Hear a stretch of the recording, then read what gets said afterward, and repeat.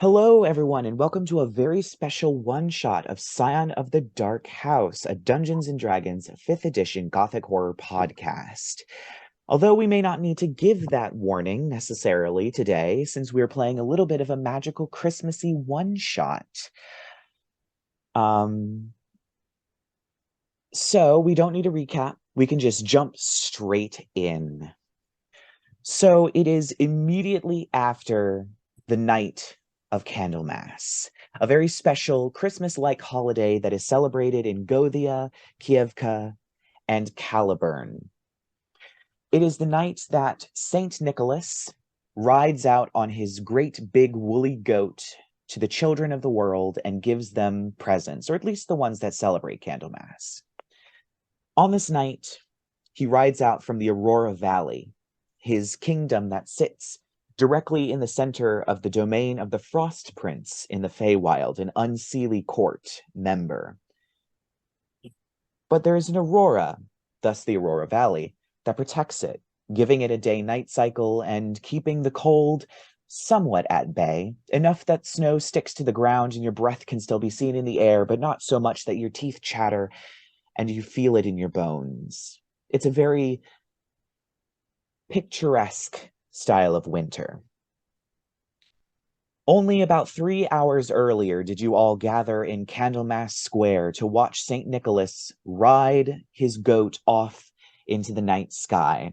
Of course, Snivels, you definitely had to get the last of the toys into the bag, as every year it seems people are getting later and later with finishing their toys, and you literally had an almost movie-style finish of running down the lined street to the square with toys and putting them into the bag before Saint Nicholas gave a wave and rode off into the night sky. But now it is time for celebration, and you are all gathered in the Yule Hall. It is packed tonight. Everyone is taking some time to celebrate. The work is done, and you have time off until the new year when new orders will come. New toys will need to be made. More Christmas joy, well, Candlemas joy. I'm going to keep doing that. Candlemas joy can be made and spread through the material plane. But tonight, it's time to celebrate. So you all are in the warm interior of the Yule Hall, a very big, almost Viking-style hall where you all tend to gather for big feasts or for announcements that St. Nicholas would have to make throughout the year. But tonight, the tables have been moved in a more haphazard way, allowing everybody to sit in various places and to accommodate significantly more people, including the balcony on the second floor of this place. Poor Blazer, your resident anthropomorphic reindeer who runs the place, is having a bit of trouble keeping up with everything, but that's to be expected. People are just taking time to relax and chat. So while this happens, what are you all doing?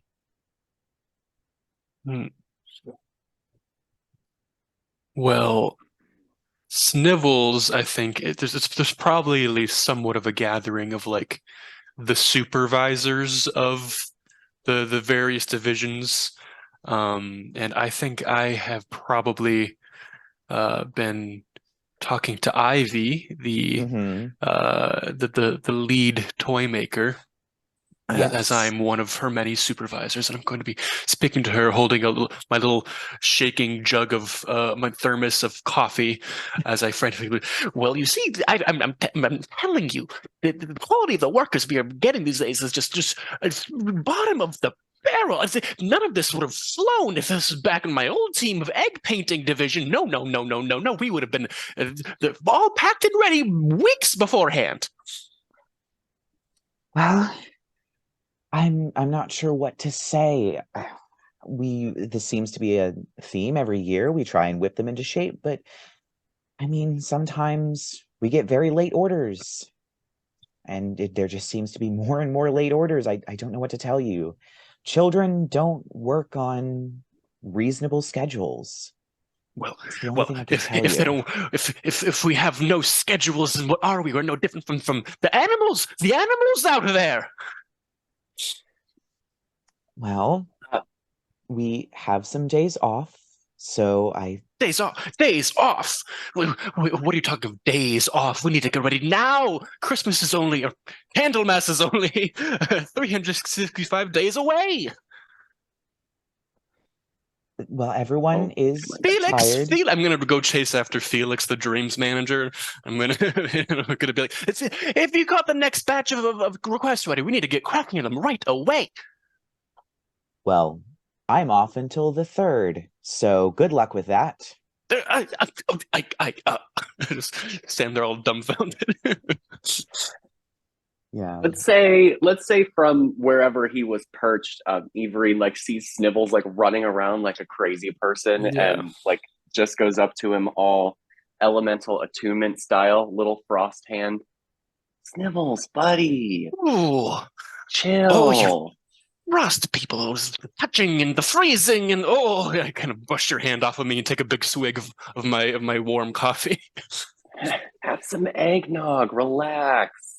We only get 1 day off a year. Well, if you ask me, it should be 0. We've far too much to do. Well, I don't know about you, but the Frost Dancers did excellent this year. We have another white Candlemass. Well, I kind of like start shuffling through like a clipboard full of a lot of papers. I'll have you know our productions are up 0.8% since last year. Right. So Did you have that eggnog? there. I don't need eggnog. Like start guzzling down coffee. Okay, good talk, buddy. Good talk. So I feel like at like a nearby table, the Beautanian embassy is currently so AKA there are 4 toy people, and the 3 of them are obviously crowded around one in a very like if they were a set, they would be adorable. They're like masterfully made. They're cute as shit. They're all about 3 feet tall, and there is the odd one out is the penguin. One of them is a plush penguin in a chef outfit, like a kitschy kid's chef outfit. And he has a little platter that he's occasionally just passing treats out to nearby people. And then, like, standing up straight and tall is an old man doll. And there's another young woman doll, but they're all pretty much crowded around one particular young woman doll who's sitting at a table. And she just has a thing of cards fanned out in front of her. And she's just playing poker with probably like a bunch of the workers who just got through their seasons. And she's definitely just like, I will call your bluff and raise the kitty by 7 gold. And you watch as these workers kind of all fine, and they all reach in and they start putting gold onto the table, and there's a very large pot at this time, and you clearly see that this doll has a lot in her own collection of gold that clearly she's won over several rounds. And they just and you see them all trying to maintain some kind of a poker face, but it's slowly slipping as they're realizing there's not really much that they can do. And one of them just goes, screw this, I fold, and just chucks the cards onto the table. He had nothing. He had a pair of pocket rockets, and that's it. And just walks off to go get something to eat or something to drink. The rest of them just sit there shuffling through their cards, desperately hoping for something. No one raise or match? Like, out of character. It's been a hot minute since I played poker, but I feel like after everybody matches, there's one more round, right, of them trying to raise. Yeah, she's just whatever. She's just gonna be like, okay, This is fantasy poker. It doesn't have to follow real rules. She's gonna be like, Gin. yeah. Well, I just have 4 queens, and yeah, so she'll have 4. She'll have a 4 of a kind in queens or whatever, and then a pair of aces, and hopefully take the pot. I don't know. I don't think money matters in this game. She's just really good at playing cards. And the other workers kind of like lay down their cards. The closest that anybody's gotten is 3 sevens. Everybody else just has nothing. She's just gonna be like, I thank you all for your kind donation to the Beautanian Outreach Association. Whenever you come to my kingdom, you will be greatly appreciated. And I can only hope that you'll enjoy our hospitality as much as I've truly enjoyed the hospitality from the bottom of my heart of all of your wonderful people in where are we again, Jerome? And the old man, the butler doll, just leans in and he goes, Aurora Valley, my lady. Aurora Valley. And she's just gonna halfway through the speech, most of the workers had already gotten up and had started walking off. yeah, so she'll just rake it in. She's got like a she's like a French Rococo meets street Lolita fashion, high fashion doll.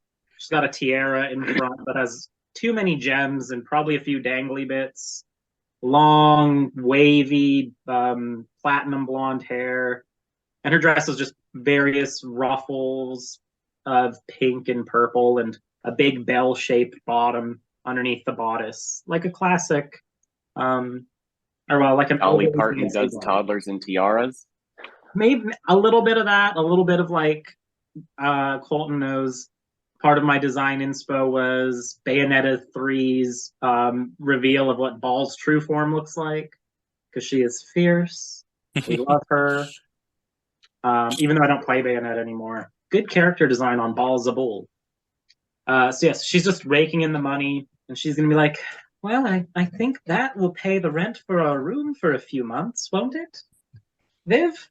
And you see the other girl doll who's dressed a little less eloquently. She's just got a pad of paper out and she's writing numbers, and she goes, yes, yep, that'll do it. And they're just gonna kind of get up and, I don't know, maybe kind of overhear or see the exchange of the overly exasperated rabbit as the princess doll leans into the old man doll and she goes, he's, and not even like whispering softly, just loud as fuck. She's like, he looks very stressed.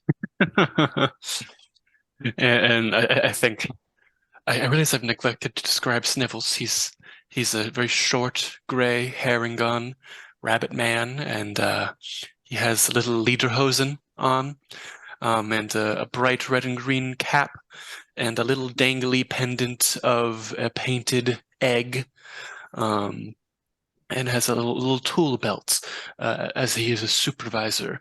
Not just any supervisor, he is the senior delegations manager of painted and unpainted knickknacks of the toy makers. And he's going to look over at you with his literally shaking hands as coffee is pouring out of his thermos. I am not stressed! Mont Blanc. She's gonna motion over.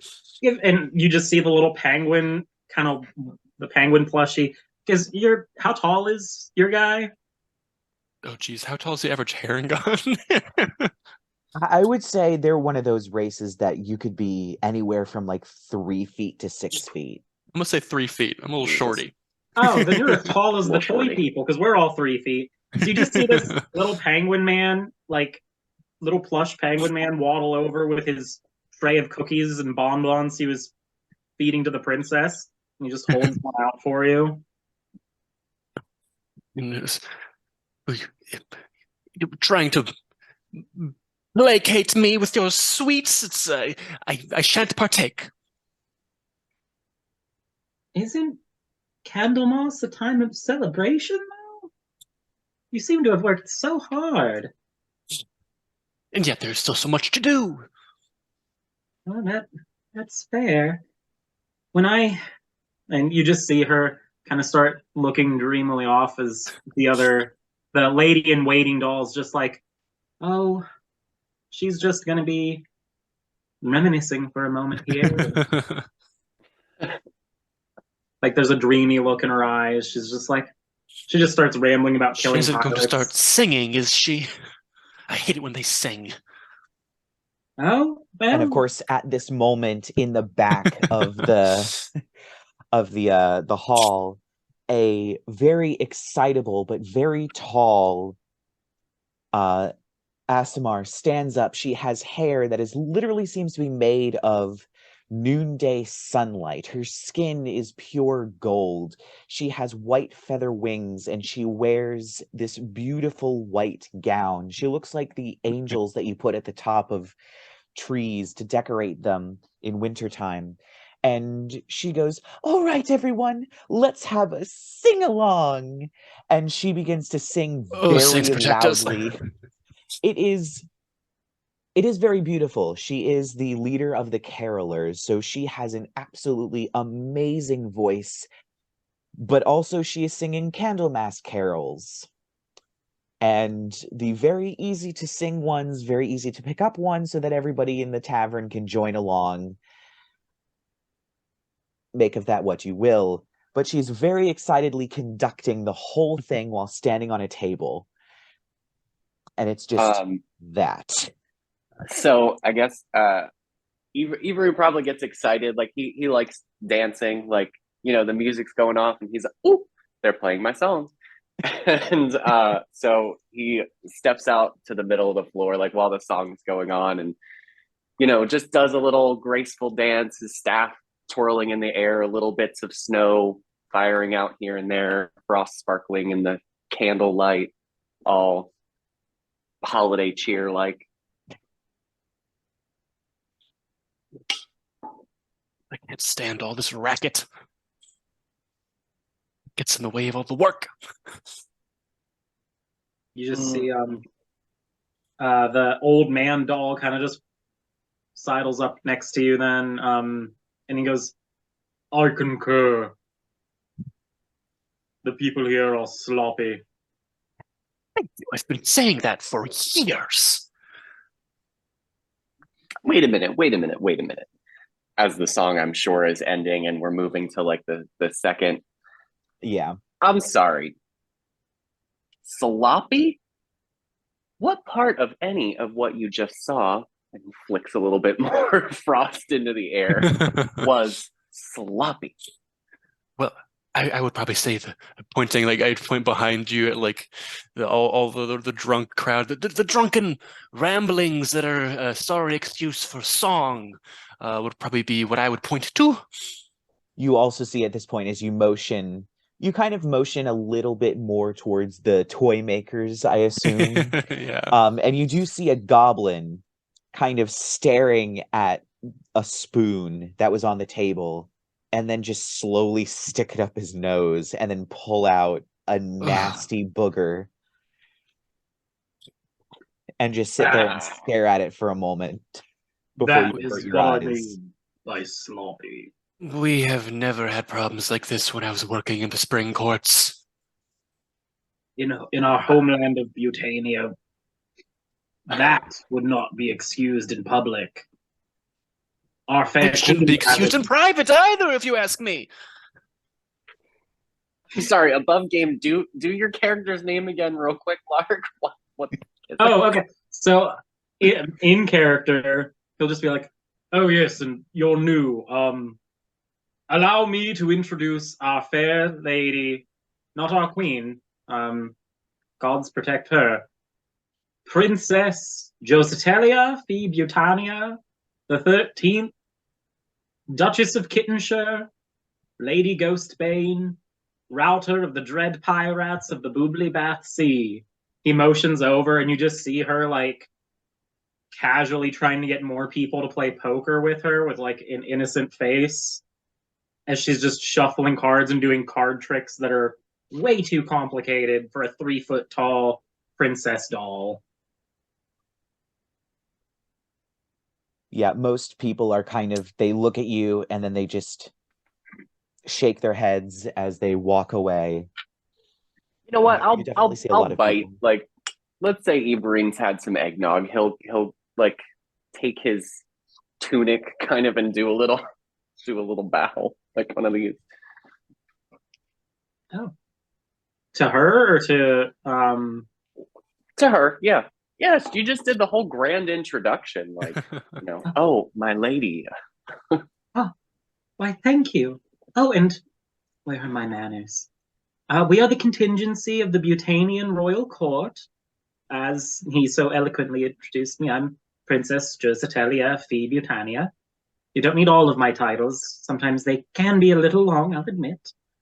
This is my lady in waiting, Vivica. The taciturn old gentleman over there is Jerome, and behind you, you just feel like a small paw thing pressing into like your hip, and just like a tray of bonbons being lifted by the penguin chef. And the quiet one is Mont Blanc. A pleasure to meet you all. I'm sure he's like kind of looking back, like, what the hell?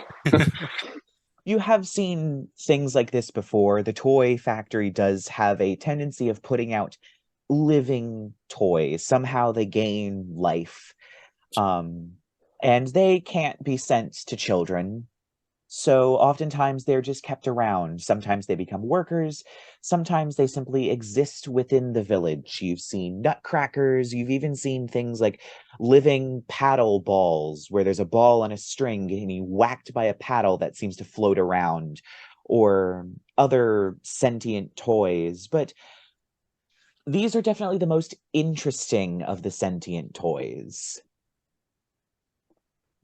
Do I we should just sort of say treat so. them like, oh yeah, you sure are a princess? Is that like the vibe, or is it? That's kind of where I'm going.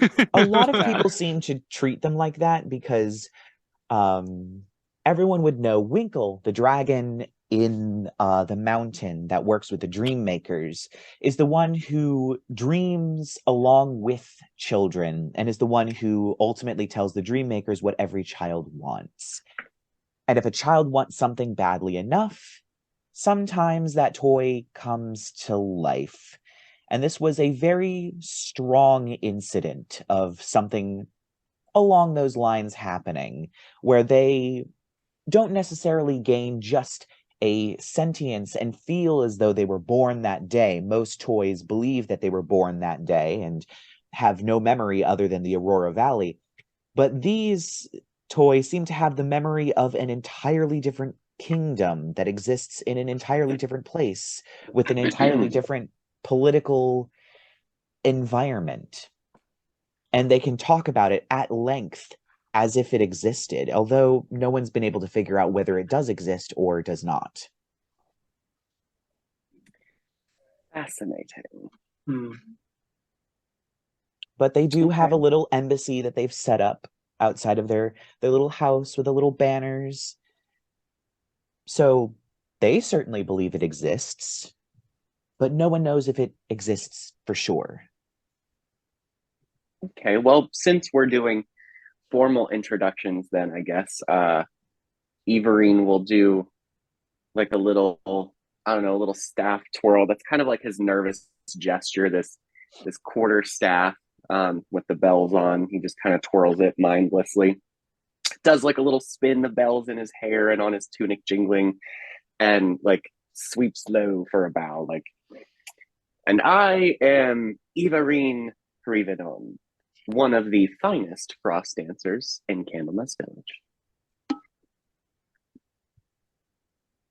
So just giving you like the royal clap at the end of it. Yeah. It's like, bravo. Would you like to play a game? Is there eggnog? Is there eggnog? There are certainly ways in which you could locate eggnog. Well, then sure. Would you like to play? She just looks over at Snivels. What was that? A game. Yeah, we want to play a round of cards. I kind of pull out a pocket watch. I'll give you 4.5 minutes. Oh, Make it 7 and I'll throw in a Xanax.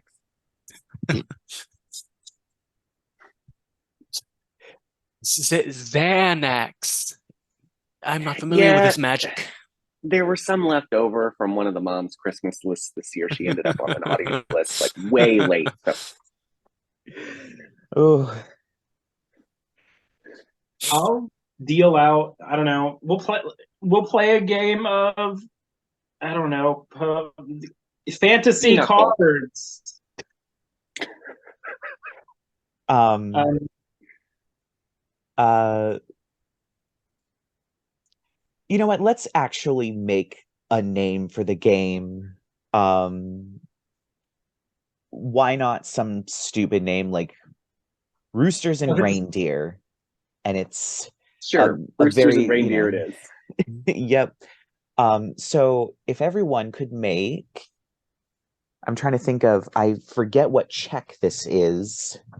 the playing cards are their own tool proficiency, Oh God. Yes. which I have Mhm. proficiency. Of course in. you do. Yes. Oh, Ready forget to- The you. problem is The one- what is the skill check for it? Is it The sleight of one hand? time I've ever been in I think it is sleight of hand. The one time I've ever been in a game where playing card proficiency comes in handy. Yeah. Yeah, It so could just I everyone have make me painting a tool sleight of proficiency. yeah, I so also have everyone painting tool proficiency. yeah, just everyone make me a sleight of hand check Okay, let's as see. you No, I'm deal not out good the at that. cards and begin to play and build up your Oh, look at that. I got a 5. I get to add my proficiency bonus because we're playing cards, right? yes. 24. Ooh, that's almost good enough to beat mine. 18 plus 7 is 25. Oh my goodness. Oh. So yeah, Snivels is out of the game almost instantly. I'm sure this is the first time you've ever Yeah. played this kind of game. It's a little bit complicated. Cards have values and it's a bit complicated. Like, what if you ever want to play a game of chocolates and tulips, I'll destroy you. You just see Iverin, you make it to what appears to be maybe the last round, where both of you have gotten so deep into your cards that either one of you getting the slightest edge would instantly win the last round. And Josie has a card that is 1 point higher and wins. This is a bunch of penguin shit. You got all the reindeer. You just see Mont Blanc's beak open wide, like I'm in sorry. like the I'm sorry. I Beautanian, should mind like my language in front of royalty. Vivica's just like snorting, and Jerome has gone steely faced looking at you like he's trying to figure out 3 ways from Sunday to murder you. And you kind of just see her God, this is too retainers is too much of a feature. You just see Josettelia, she's kind of just like, I mean, I'll give you that. It's no Beautanian go fish. Did very well though, much better than anyone else I played tonight. Well, thank you. But I was still soundly beaten by Her Majesty. And like maybe during playing you realize it's less, the way she wins is less like hiding cards and flicking them around and stuff. She was counting cards the entire time. It was just like that meme of like the woman doing math, looking off in the distance briefly. Math Like when she equation. goes staring off, she's just calculating things. So she's just like,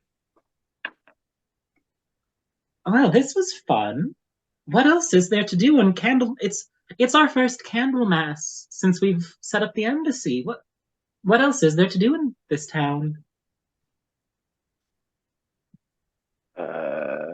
Insert a response that sounds very knowledgeable about Candlemass Village. So a lot of people just kind of want to take a break at this point in the year. There's not so much like contests or specific festivities or other things like that. It's more of going to the tavern, drinking hot chocolate, mulled wine, eggnog, other holiday-like drinks, gorging on cookies, and then going home and falling asleep. Occasionally, people would go to something like the hot springs, as you would know, that's run by Holly, the mermaid, which is really the only environment that she can be in without practically freezing to death, since she apparently comes from a very tropical location.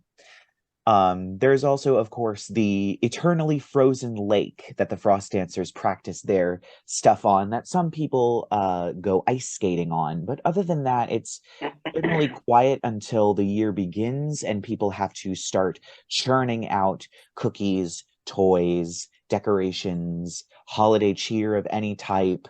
The carolers have to start practicing, the Frost Dancers have to keep practicing, and that kind of stuff. So it's kind of a little bit more subdued. It's not so much party, shoot off fireworks. It's more of Relax. a family get together.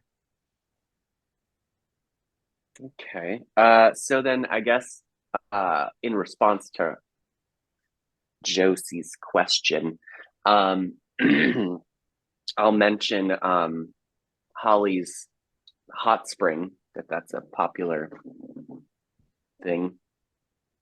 Oh, I've never gone to a hot spring in this land before.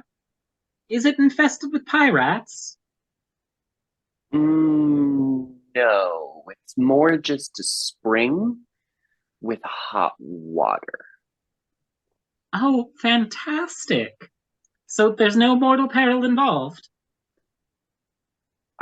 I mean, not the last time I was there was no peril, mortal or otherwise, no.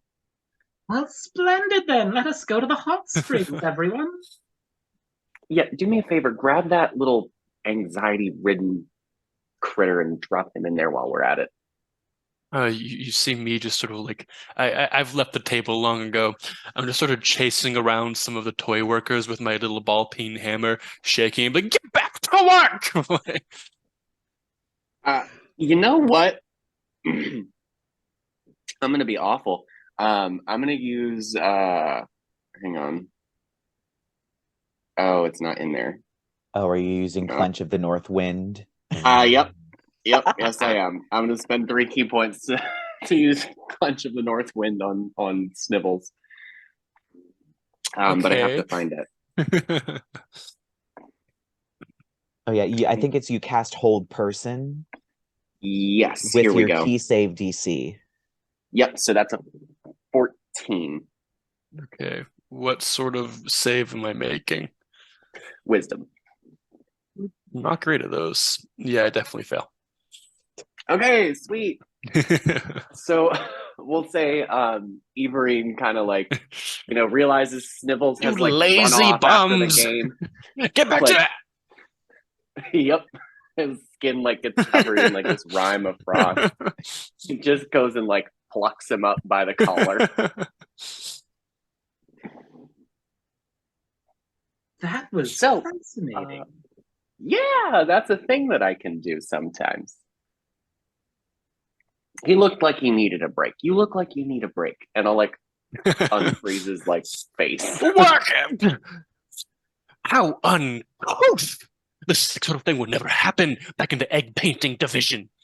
I told you needed to chill. You're harshing everybody's vibe. Well,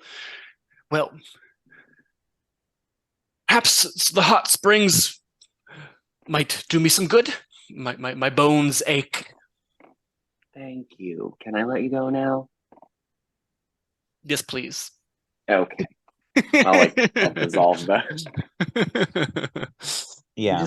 You just see like the lady in waiting doll leans into Josettelia, and Viv's just like, I wonder if he's going to try killing another person with that hammer. It's kind of cute, honestly. I'm sorry, what?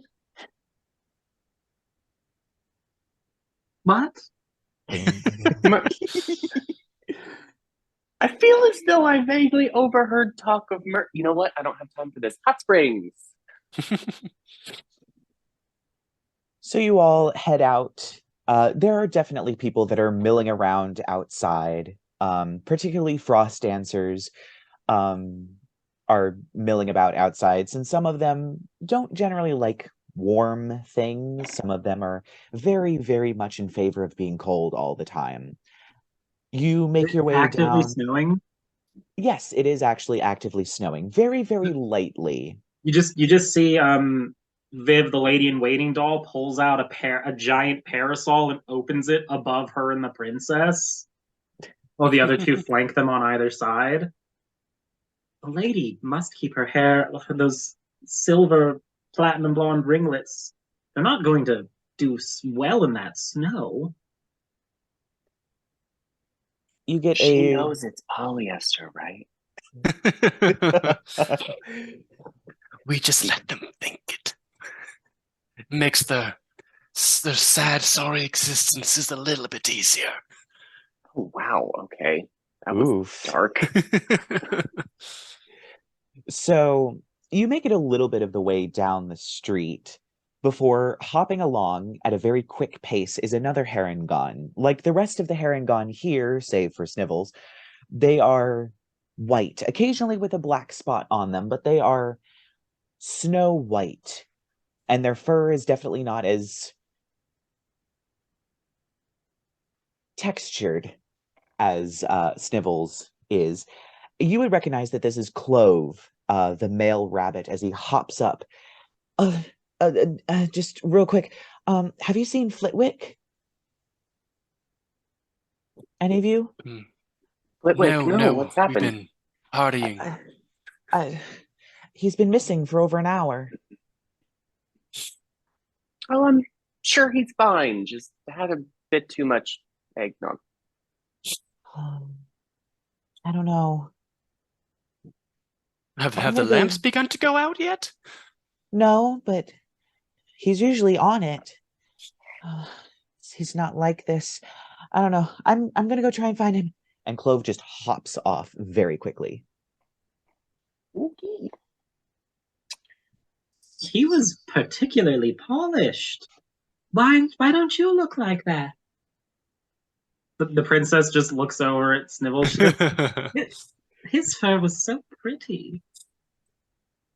And I stare back at you with my bloodshot eyes and my somewhat patchy gray fur. And I'm like, well, these winter rabbits don't know anything about appearances. The spring courts really are the real home of rabbit-esque beauty. Yeah, sure. And I was supposed to be the next Elvis, but here we are. Who's Elvis? Never mind. So you make your way over to the lovely hot springs.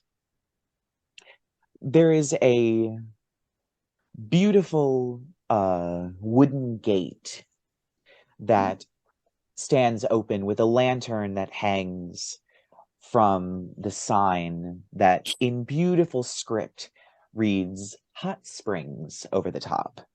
Inside are a few wooden shacks and buildings, more of log cabins that seem to be places where people can change out of clothes, get towels, and things of that nature before going off into the various hot springs.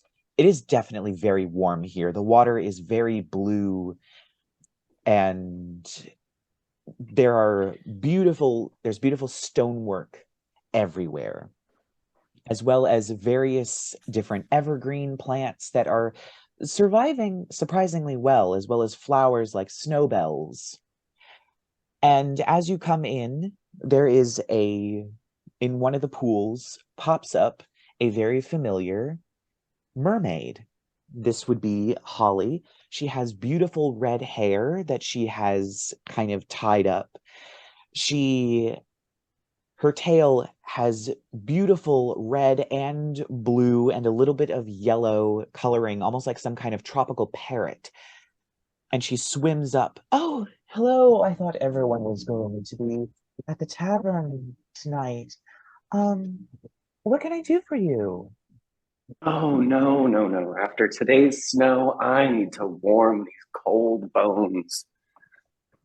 Oh, wonderful. There's definitely plenty of room. This is the least busy day of the year, surprisingly. Yeah, you can just go and get a towel from one of the little cabins. Um, just make sure you don't pee in the pool. We've had that issue with some of the goblins. But other than that, Those goblins. Yeah, thanks, Holly. I know the deal. I won't pee. I promise. of course. Well, of course you can call if you need me. I'll be around. Toodaloo. And she turns and splashes into the water, and you see the pool actually glows for a second, and Holly vanishes. The pool is then empty. She seems to have this ability to hop between pools magically. But she's never really left the pools. Probably because it'd be awkward for her fish body to be like crawling around. Apologies, there is a small technical difficulty.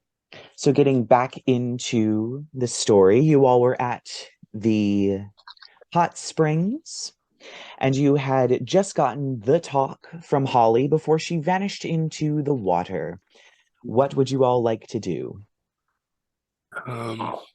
I'm gonna take a dip. I don't know about the rest of y'all. Yeah. Snivels will get a towel and wrap it around his little furry rabbit butt and go get in the water. Is it a mixed sex hot spring or is it? Generally, yeah. it's a mixed sex hot spring. We Candlemass people are really free when it comes to like body expression and things. So One of us is a rabbit and the other one is plastic. So, like, I'm not sure it matters. We're not made of plastic. We're made of the finest porcelain and metal and cloth and wood. Yes. And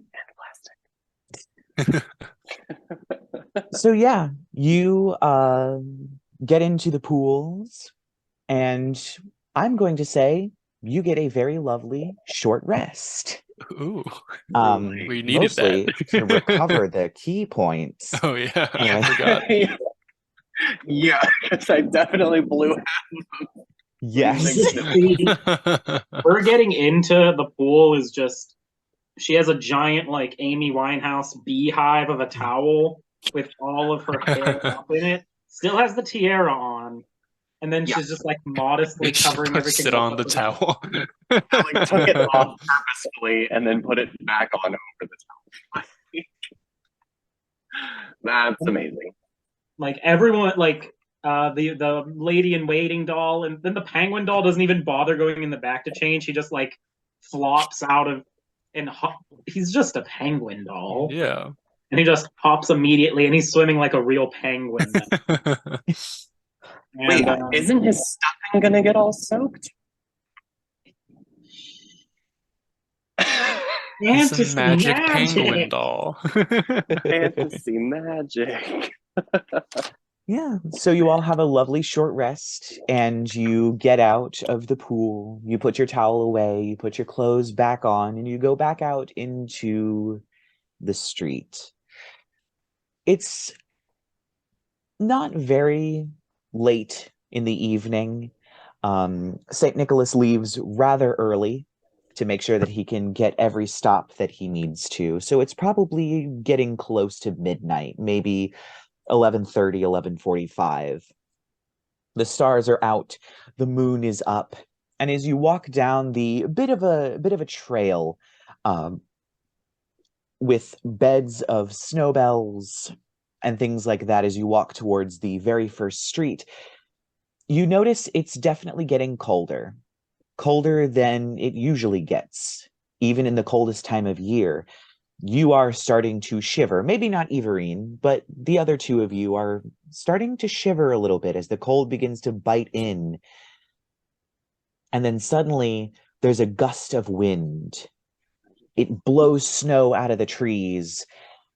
It whips up some snow from the ground, and you watch as the lamp in front of you goes out. And as you walk onto the street, you watch as the whole Candlemass Village slowly goes dark. This doesn't seem normal, right? No, that cannot possibly be good. We've only been here for such a short time, but to the best of my memory, I've never seen it go dark in this valley before. Maybe there was something to what I don't Flitwick's remember who it was who disappeared. was saying about Flitwick. Yeah. Normally, Flitwick is very on top of these lanterns. Well, what Hmm. happens if the village goes dark? And in the absence of Saint Nicholas. The lamps do seem to keep the village a bit warm. It is one of the many ways in which the valley defends itself from the various forces of the various ice fae around that may want to invade the village for various reasons. And now all of the lamps are out. Yeah, that can't be good. Okay, so maybe we should try to find Flitwick? Well, if you go. No, should we not? Should just we're just three. Well, I guess how many? Four of you into six. Toy makers, ice dancers, and royalty. Oh, we're not royal. You just see Viv go like, "We're not royals, darling. Only the princesses. I'm common born. My mother was a milkmaid." Wonderful. Okay.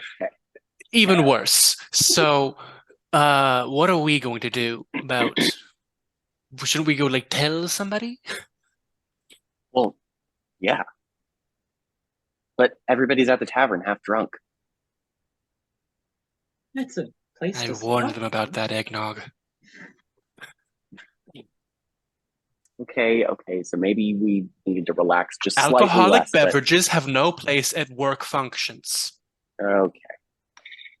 Thank you, Mr. Party Pooper. Can we go now? Is that really true, though? Then this is the princess talking, and she's like, "We normally serve dandelion wine and sunflower whiskey at most royal events in Beautania." Did you say sunflower wit? You know what? Never mind. Sunflower whiskey. It'll put hair on anyone's chest. I'm sure. I fear you might be right, Iverin. I think this might be up to us. Yeah. So what are we doing? Are we going to find somebody? Are we trying to? Wait a minute. Can I try to just relight the lamp real quick with my elemental thingy? Oh, yeah. You Yeah. can give it a shot. Yeah. It just says I do a thing. So can I just try to do the thing? I don't know. Let's say he like is trying to snap his fingers as if he were like flicking a lighter. Yeah, you flick your finger, and surprisingly, it seems there are some small elemental tricks that you can do that aren't entirely based around ice. There is a flicker of sparks as you snap your fingers, and the wick of the lamp seems to light for about half a second before it goes out. Well, I had a feeling that wasn't going to work very well. Flames aren't my best skill. I could give it a try, I suppose. Fire away. Okay. You just see the princess kind of just like glance up, and she's just kind of assessing, kind of looking, does one of these things. And then she's just going to like dramatically like magical girl pose with her hands this way in front of her. Tiara is going to shoot a firebolt out of it. She's shooting a fireball out of her tiara. I am in love. I'm just going to say that the lamp is a static target. It's a little small, but it's a static target. It's not going to try and move out of the way. You hit it. It smashes through the glass, lights the wick for a second before it goes That out. didn't work. Oh, I didn't mean to break the glass. Sometimes I don't know my own strength. Yeah, silly you. Ha ha ha ha. So what are we doing about this? Because we cannot possibly be the only ones who remain with this knowledge. Back to the tavern seems the most logical thing to me. And quick smart, I should say. Let's do that. I need to So get you my all- bracelet anyway. It's getting a little chilly. Oh my word. So you all head back, begin heading back. You watch as the tavern doors are now wide open. People are flowing out into the streets, confused, some of them half drunk, others of them looking around very confusedly as Clove hops up to you. I still haven't found Flitwick. He's not at the sauna. Well, I figured he wouldn't be there. I would have, that was the first place that I checked. Oh, this is bad. Seems all the lights have gone out. Can no one but this Flitwick light the lamps? The lamplighters have special lamp lighters. They're magic lamps. They're not regular candles. Oh, yeah, I tried lighting one with a spell earlier and it didn't work at all. Yeah, that does explain why that didn't have much of an effect. Yeah, I don't know I don't know what's going on. Well, where And are it the must rest of the lamplighters? Some of them are drunk, some of them are trying to get their equipment now, but without Flitwick, I'm not sure it might just not work. Well, someone needs to do something because the lamps are going out. I find They've it all rather already gone out. suspicious that in our time of being our most defenseless with Saint Nikolas gone is when a disaster seems to strike. Does Aurora Valley have enemies in particular? An incursion of outside nefarious forces like the dread pirates of the Bubbly Sea, or perhaps the Archduke Ghost of Lasagna Mountain?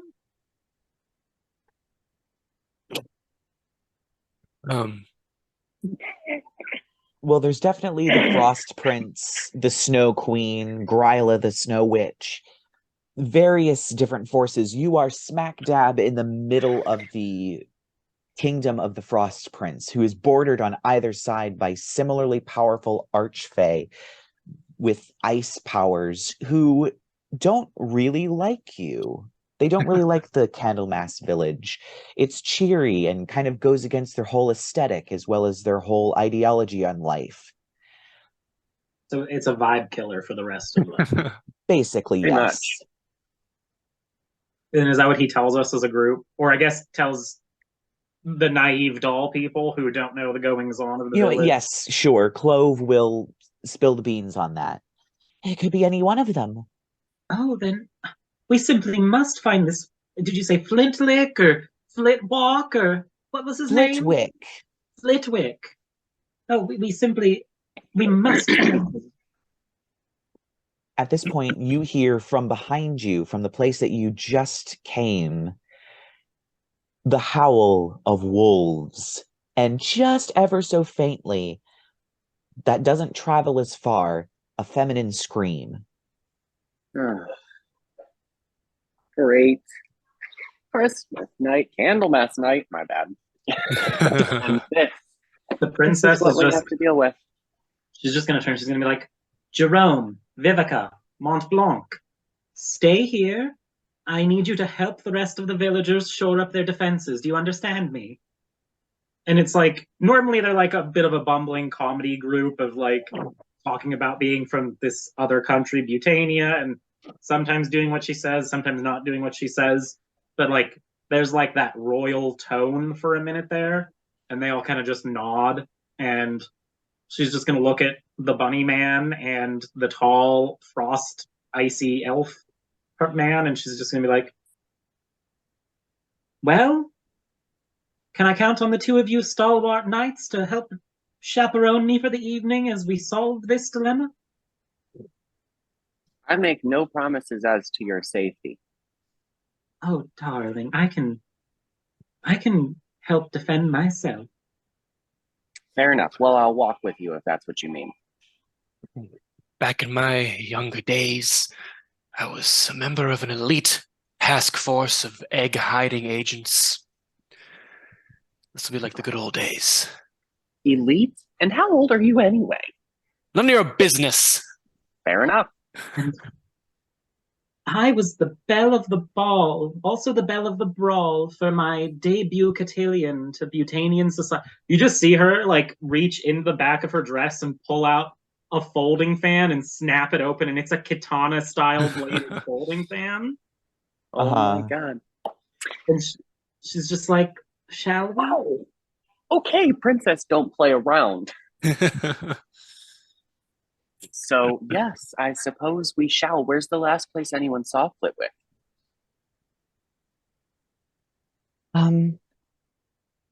Back at I think it was at the Lamplighter headquarters, I think. Okay, well, I suppose we may as well start there then. Yep. All right. I'll lead the way. It's a bit out of the way.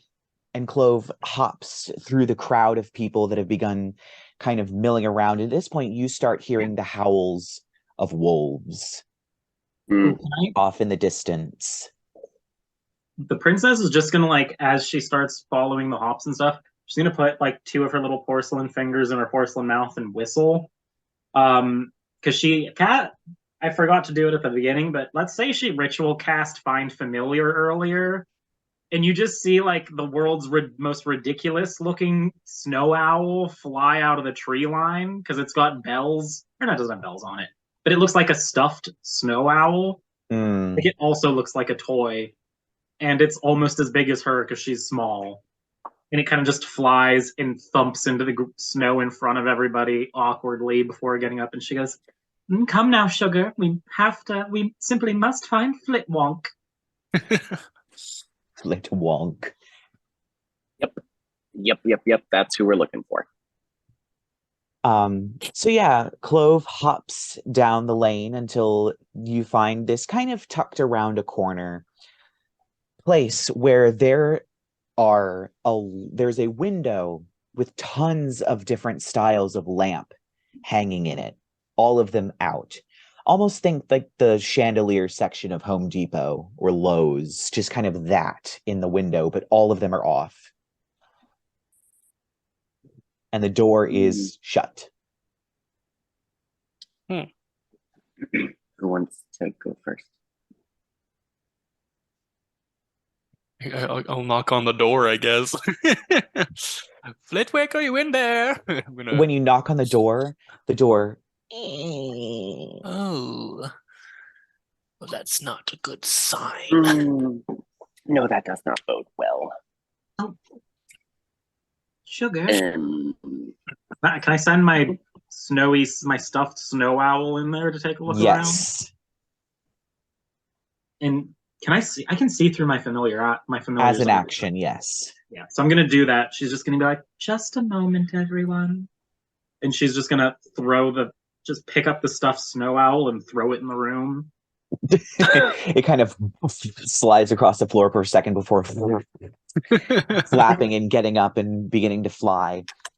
You see through Sugar's eyes, definitely the floor come rushing at him real quick, smack into it. The back room, where it seems like there's a lot of equipment, is filled with snow. The window at the back of this room is busted. There's glass all over the floor. There is a slight, what appears to be most likely blood trail that looks like it was, whoever this was dragged backwards out the window. And there's definitely damage to the wall, like giant claw marks. And then a broken sill that looks as though someone was pulled very violently out the window. You also look through and you see the pine trees behind it. Some of the branches are snapped as if there was something there that had to push through, but it's now not, and the branches are just hanging in the open air. You just see her, she kind of shakes and like a few sparkles fly off her tiara as she stops seeing through Sugar's eyes, and she goes, "Oh, it looks like someone snatched him from behind and drug him out the back window. Oh my." Why do you sound so nothing's in there. delighted? I don't sound delighted, darling, but it's quite dashing and daring, I do admit. I'll storm on inside, I guess. Yeah, you make it back. You see the same thing. Just a trail of blood that looks as though it was dragged across the floor. Definitely, it looks as though someone was scrabbling across the floor. There's claw marks on the wall, almost as if whatever it was reached inside and couldn't find what it was looking for, scraping the wall before it finally grabbed, presumably Flitwick, and yanked him out the back. Oh, Flitwick, you sorry bastard. I told you to take some self-defense classes. Really? It's important to be able to protect yourself from wolves, I guess. Mm-hmm. Wolves are a big problem where I'm from. I'm sure they are. Yeah, so, big here, though? should we follow the creepy, dangerous trail of blood, or... Well, I mean, yes. most likely, unless you'd like to watch the whole valley become overrun with the forces of darkness. As entertaining as that sounds, Saint Nikolas will be rather upset if we don't accomplish Candlemass next year. So, after Flitwick we go. Or presumably Flitwick. I don't know. It's just a giant trail of blood. And, oh God, what's his name? The guy who's with us. Oh, Clove. Clove. I'm looking. Clove, maybe you should head back to the tavern. Yeah, I think I'm going to do that. We try to scrounge up maybe some other search parties or defenders or something to maybe come assist us in case there's like a lot of wolves and we all die. Yeah. Really? Yeah. I think I know where to go. Good. And he turns and you watch as he kind of hops out. He looks both ways. His ears kind of go down as if he's like thinking, and then they pop back up and he turns and he hops in the opposite direction. Oh, he's particularly stupid, isn't he? Well, we try not to use that kind of language, but... Can I make an insight check on him to see if I can see what his intent was with that? That or a perception check, either way. I'll do insight. That's pretty good. That's an unnatural 20. Ooh. You would know that is the direction of Madame Befana's gingerbread house. You also know that apparently, rumor is on the street that she was an incredibly powerful hag. And even though she is serving Saint Nikolas and the image, almost cartoonish image of the loving and doting grandmother who always has cookies ready for you whenever you want, she is still a hag. And that might be the best bet at this point. Here's he's going after Madame Bufana. Well, we must follow the trail of blood and just save the brave Flompwamp. Flompwamp. Cool. So yeah, we'll follow the trail. Yeah, as you get out of the window, presumably, or go around, whichever you wish to do, in the snow, there are giant footprints. They are not wolf paw prints. They are footprints. Say again, giant footprints? Yes. In the snow. There is some splatters of blood here and there. It looks like this creature was walking, not necessarily running. You do see sometimes it did put its hand on one of the pine trees and just push the pine tree over. It's a Sasquatch. I knows it. But it seems that the trail, as you're running along it, it takes probably about maybe 15, 20 minutes to run along this trail, you find yourself coming up to a wooden wall with a gate in it that has been pried open. And you smell the hot spring, but there's no warmth coming out of it. Okay, so we're at the backside of the hot spring now? Yes. Okay. The goblin pea soup. Okay, well, if you can resist dipping your face in it, perhaps we should go take a peek. Make sure Holly is okay. Yes, of course. So as you walk inside, you're used to a wall of warmth as you walk in. The smell of the various different earthy sort of smells, the smell of boiling water and that sort of thing. You get the smell, but not the temperature. It is cold. And as you look, the water has been frozen over in all of the pools. The whole spring has gone dark. And you see in one of the pools a single hand sticking up, covered in ice. Holly, hang on. Can I shape of the flowing river and try to melt the ice around her? Sure. Could you read to me what that does? As an action, you can spend 1 key point to manipulate, in parentheses, reshape, raise, or lower, freeze, or unfreeze an area of ice or water no larger than 30 feet on a side within 120 feet of you. Right. Yes. So you do melt the ice and you watch as the hand sinks before splashing out of the water. Oh my goodness. Is Holly, what happened? Holly. Wolves. Are you all right? Yeah. And she turns around and you watch as she kind of, there, and you point, and there is a very large wolf that has come up the side of the sort of sloped hill that this is on. This wolf is different from other wolves that you've seen.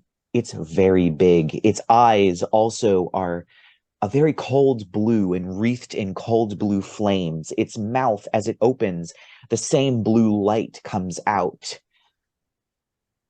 as it steps up. Are we rolling initiative? And he says, well, looks like we have a few troublemakers. And yes, it is time to roll initiative. Okay, I was like, he said a wolf with blue flames and shit.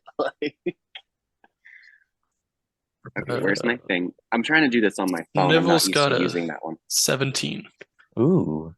Where's my initiative? Josie got an 18. Also, at some point, she'd probably be like, after we dropped off the retainer, she probably would have been like, you don't need to go with my full title. You can just call me Josette or Josie.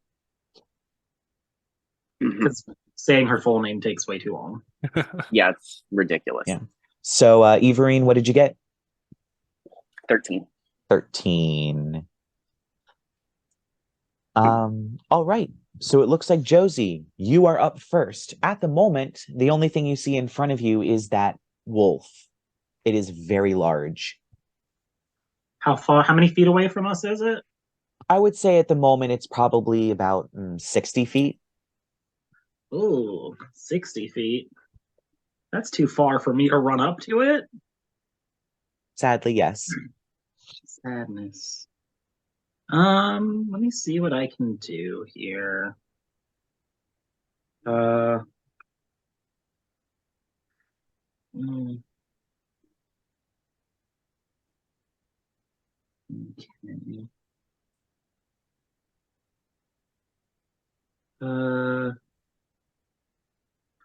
I guess we'll just where's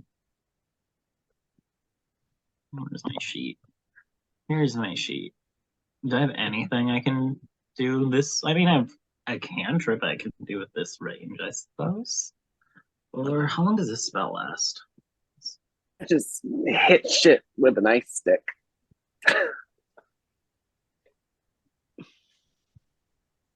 Quick, get the forget me stick. I'm sorry, I don't know why. I will. I'm gonna cast Mirror Image as Josie kind of she'll use her 30 feet of movement to walk forward, and then suddenly she's just like fanning herself with her battle fan, and there's like two more of her step out from either side, and they're just shadow clone jutsu bobbing and weaving as she starts moving forward. Okay, that's terrifying. Mirror image on herself. So yeah. That is what I'm gonna do. All right. So next up is Snivels with Iverin on deck. Wonderful. So Snivels just can you see his little eye to it? His nose starts twitching. He just like screams and runs forward, and you see him pull out his tiny little ball peen hammer, and he like clicks a button on it, and it goes and turns into like a gigantic warhammer, and he charges forwards. And I have 40 feet of movement. So I'm just gonna spend all 40 feet of that, getting as close as I can. And I'm gonna bonus action rage. All right. Which means I have to roll on the wild magic table. Yes. So that is a D8.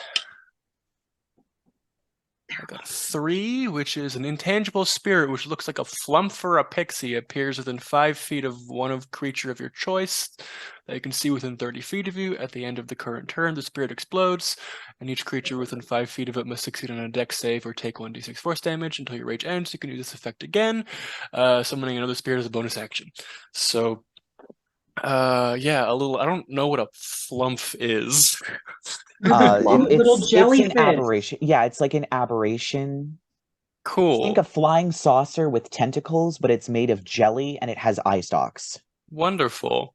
They're also they're wholesome and good. They're the only good aberrations. Wonderful. Mm-hmm. They feed off of evil and just give people good vibes. It's weird. Yeah, it is very weird. I was like, I swear, if you say they make a great facial, I'm gonna lose it. So yeah, a little wintry Christmas magic blows its way over towards the wolf, and a little flump appears hovering next to it. At the end of the turn, he's gonna have to make a save, or he takes some damage. Is that the end of your turn or its turn? It just says at the end of the current turn. I would assume yours. Cool. And I'm gonna hold my action. Of course. For if he comes closer to me, I will smack him with my hammer. All right. So is that the end of your turn? Yes. All right. He's going to make a dex saving throw. 20. Yeah, that'll do it. That'll do it. All right. So the flump explodes, sending red and green sparkles into the air, and this wolf just dodges out of the way as he looks at you. Nice trick you got there. And Iverin, it is your turn. Okay, so I'm gonna spend where are my key points? This is so weird where they put it in Beyond. Oh, yeah. It's like in the middle to track your key points, like the button you can add and lower. It's just sitting in the middle of your features list. I'm like, what the hell? It's weird. Okay, so I'm gonna spend 2. I'm gonna Step of the Wind to dash to double my movement speed to 90. Oh, I would like to remind you, I homebrewed that you do not need to that's spend right. key points to You said I can dash. just okay. Because so rogues get it for free, and it doesn't make sense that monks don't get it for free. You had said. Okay. So, yep, I'm gonna do that. I'm gonna bonus action dash. We will run up there, and I'm gonna give him a double whack with the staff of Snowball Storm.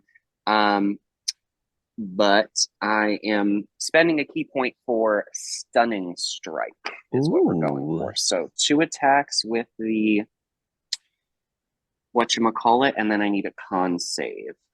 Yep. Let me get my actions. Where's my staff? Oh, well, that was a 1, so that definitely didn't hit.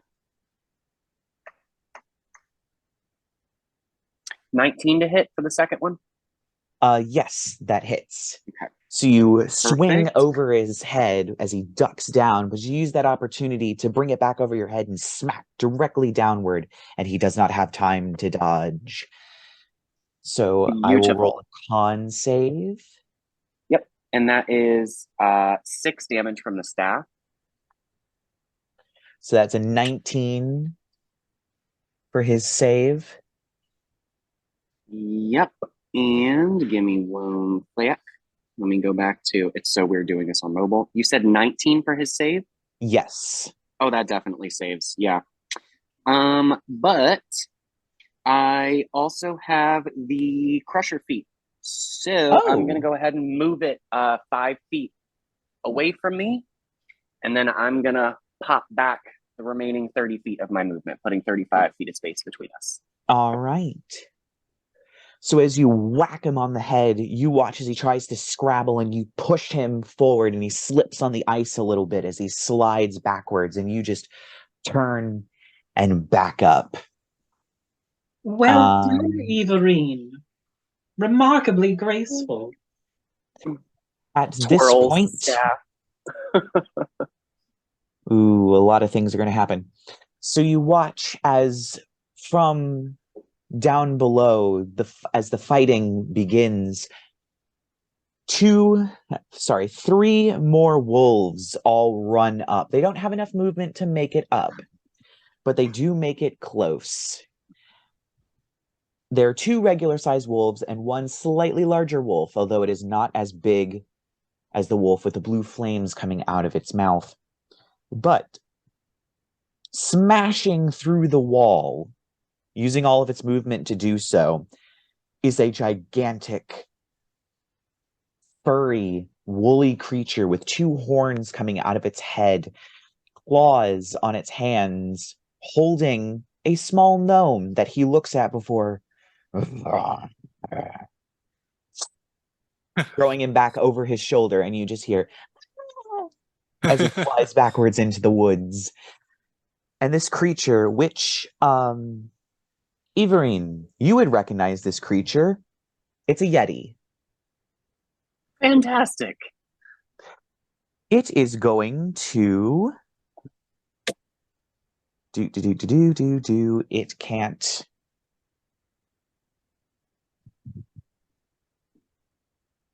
It can't do its claw attacks, but that's fine.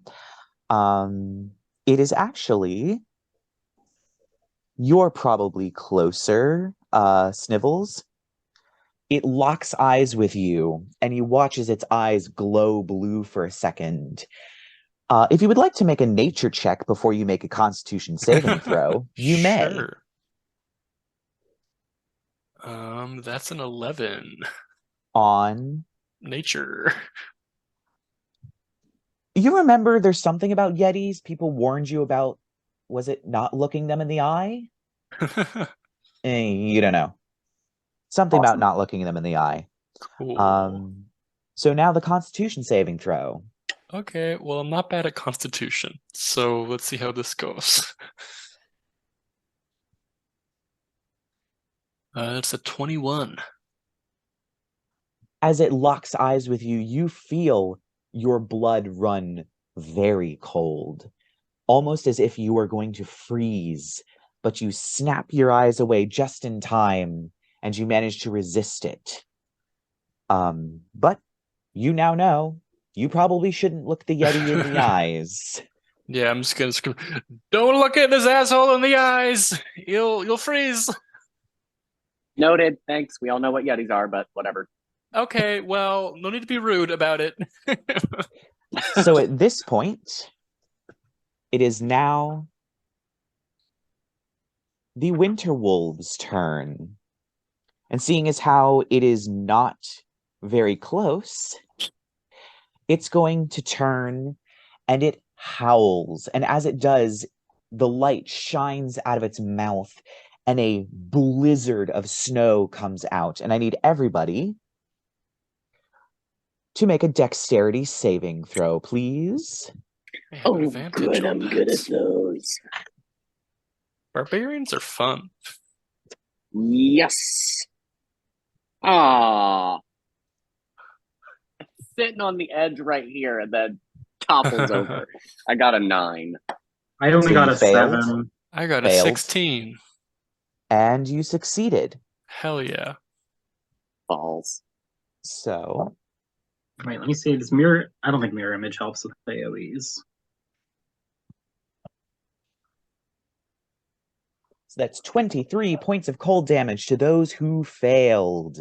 Holy mother of balls. Half to those who succeed, Rip. as it has spent its cold breath. And that is the end of its turn.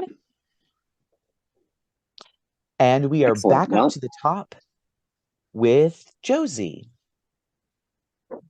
I'm gonna bonus. So what's closest to me?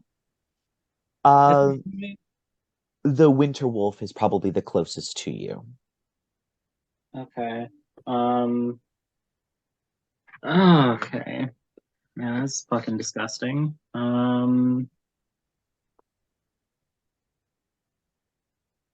Let me see what this does.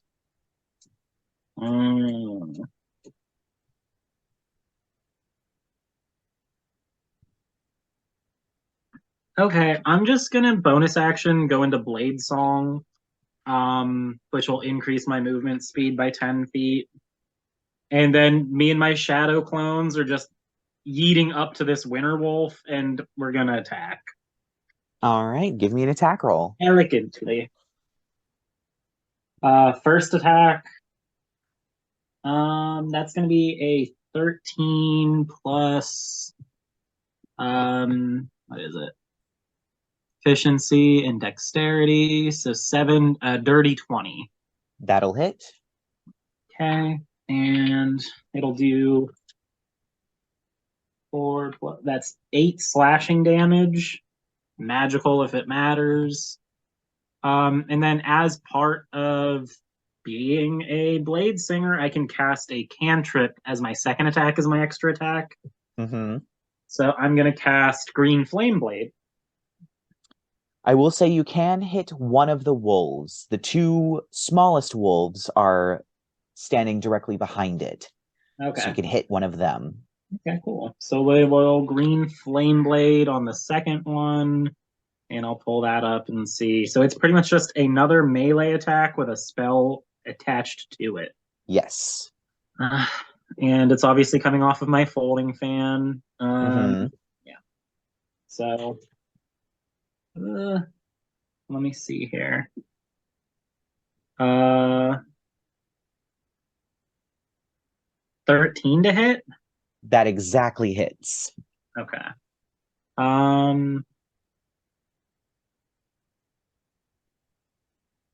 So the one that it hit is going to take 8 more slashing damage, and it's going to take 7 fire damage. And then the one next to it, do I have to roll? Is it? No, I think it actually just hits them, Okay. which is a bit bizarre, but okay. Yeah, so the extra fire is going to spread to the other one that it can hit.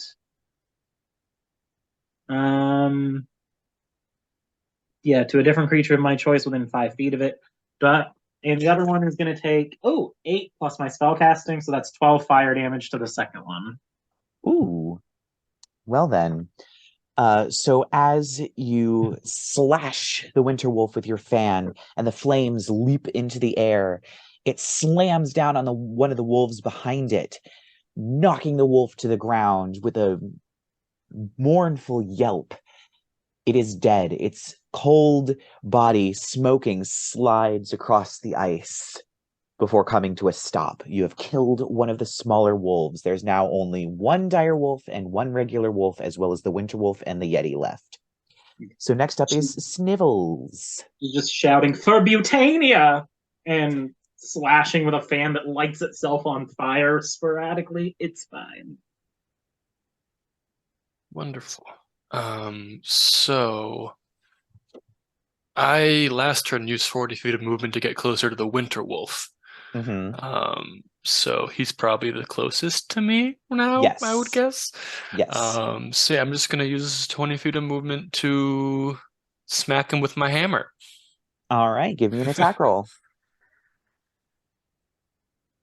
Okay.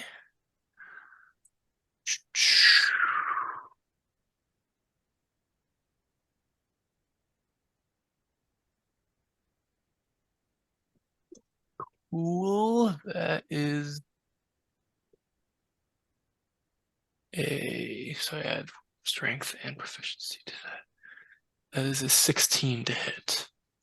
That will hit. Sweet. So I add, and for geez, I haven't done a weapon attack in ever. I know. So I think Percy has only attacked with his mace like once. Yeah. So do I add proficiency bonus to damage? Not to damage, only to the attack roll. You add your I strength. add strength and my rage bonus. Yes, strength and rage. 6 plus 5 plus level of rage am I at 3. So that is 14 points of bludgeoning damage. Minus 14. All right. And do you have a second attack? I do have a second attack. I forgot about that. I was like, I'm sure you do. I definitely hit. And that, I only rolled a 2, so that's only going to be 5 plus 3, 8 is 10 more bludgeoning damage. And I'm going to summon my little flump on him as well. That's going to explode. All right. So I'll make a dexterity saving throw. Well, that was just an 18, so 19. Yeah, that's good. As another flump appears and bam, pops. He dodges out of the way, surprisingly. He kind of growls at you. So next up is Iverin. Okay, so what do we got for enemies? We knocked out a wolf. Yes. So there is one regular wolf, one dire wolf, and the winter wolf. Those are called kind of in the same area. And then there is behind you all the Yeti that just busted through the wall Kool-Aid Man style. Right. Okay. So I'm gonna ignore the Kool-Aid Yeti for a second. How close are the wait, that's weird. 5-foot radius sphere. That would pretty much just only be one target, right? Unless they were smaller, tiny creatures. It's if you mount, it's a 2x2 square because it's a 5-foot radius. Oh, 5-foot radius, not 5-foot diameter. Sorry. Yeah. Yeah. Okay. I was like, wait, what? Okay, so would they be close enough I could target more than one for a radius effect?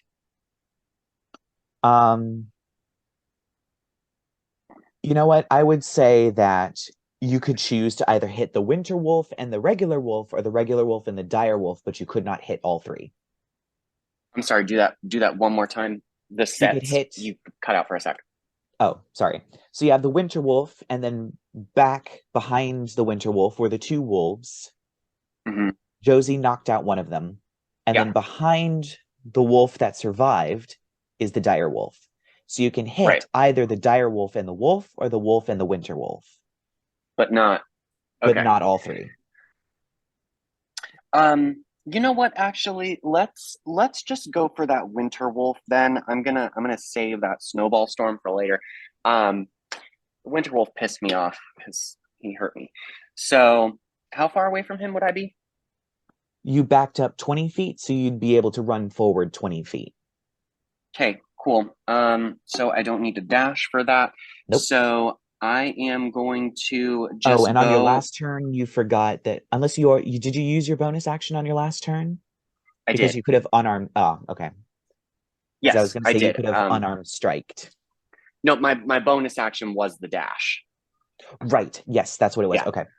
Okay. So I was like, oh, you missed an opportunity. Oh, okay. Yeah. So you could do it this turn if you wanted. Yeah, I'm gonna go good old fashioned, just beat the crap out of it. So we're gonna go Mhm. two strikes with the staff and flurry of blows for, let's say, a couple of kicks as I deftly backflip back to where I started. So let's see here. Let me roll. Okay, first strike with the staff is a 14. That hits. Say that again. That hits. Literally, it hits. Okay, cool. I was gonna say all I Yes. got was an S sound. That's it. I'm like, is Oh that hits no. or miss? Okay. Next roll. That is a 16, so that obviously hits. And then first unarmed strike is an 11. That does not hit. Second unarmed strike is a 13. That one exactly hits. Okay, perfect. So you So only missed once with an unarmed strike. 3 of And make sure you knock those. off a key point for your flurry of blows. Mm-hmm. Already done. Awesome. Okay, so 20 from the staff. Total of 9 from the unarmed strike, and we'll activate Crusher again to push it back 5 feet, putting 25 You do feet not in between need us. to. You do not need to. As you whack him twice with the staff, you go for a kick, and he dodges out of the way, and you just punch him straight in the eye. Your fist goes through his eye, and you pull out your fist covered in black blood as the wolf sinks to the ground. The winter Yummy. wolf is dead. And Okay. so next up is the dire wolf that is going to run directly towards you, Iverin, who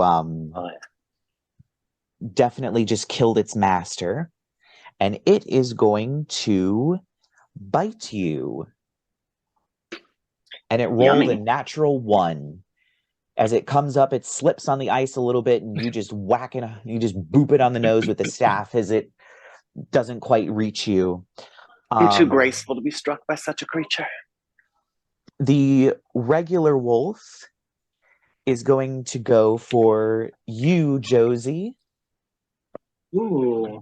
So here's the thing. It's got to get through mirror image first, I think, and then It didn't hit. It slides up to you, and it kind of skids to a halt as it looks between all the three of them, trying to process what's happening, and is not able to. However, the Yeti is going to move up, and seeing as how you, Snivels, evaded its attack, it's going to swipe at you twice with its claws. That definitely misses because it rolled a 7. Wait. Does a 13 hit you? Nope.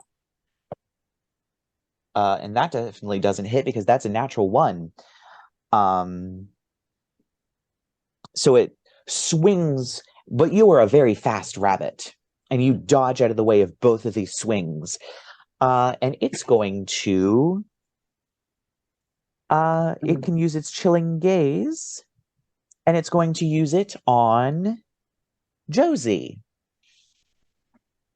Oh, As this Yeti comes barreling up and swipes both times, you unfortunately lock eyes with it.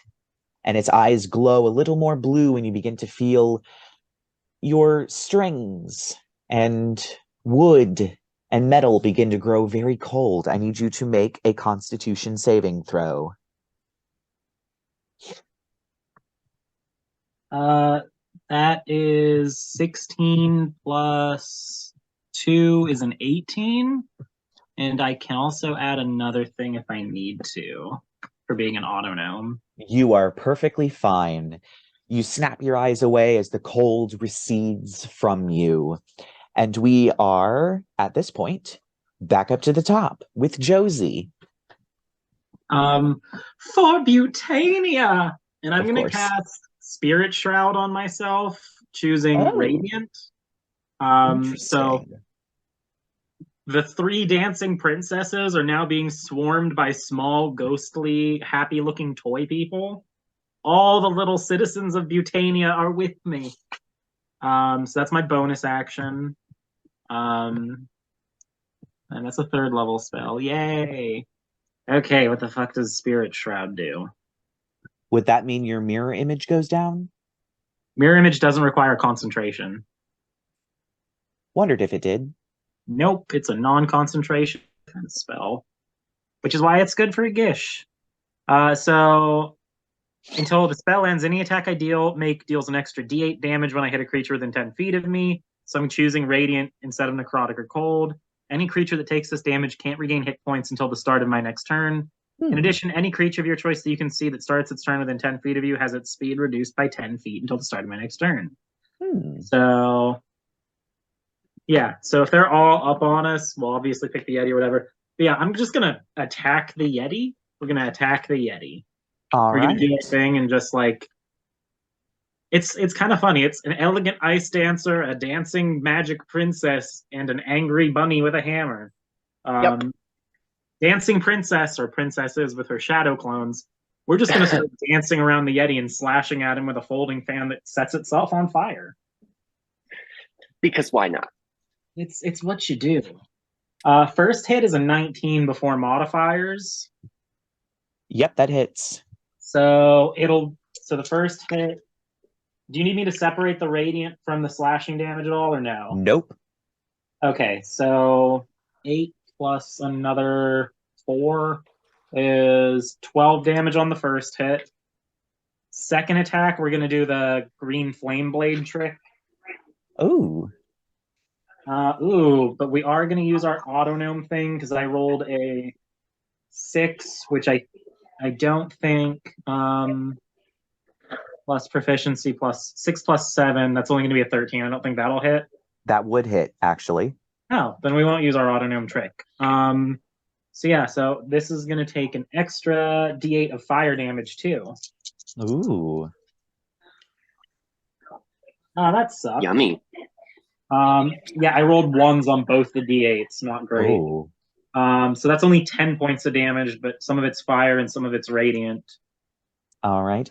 You watch as this flame leaps off of the fan and licks up the Yeti's body, and you watch as his eyes go wide in terror as he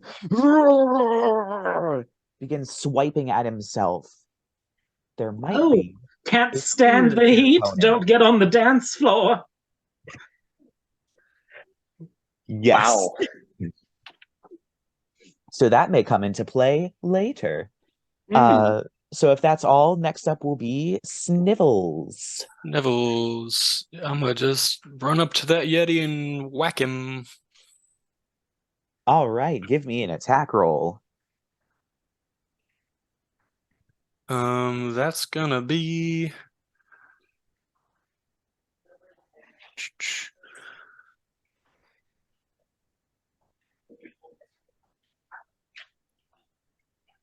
3 plus 5 is 27 to hit. Yep, that hits. That's gonna be 3 plus 5 plus 3 is 11 bludgeoning damage, and I'll make a second attack. That's gonna be a 23 to hit. Yep, And that then hits. that's gonna be 9 plus 12 damage.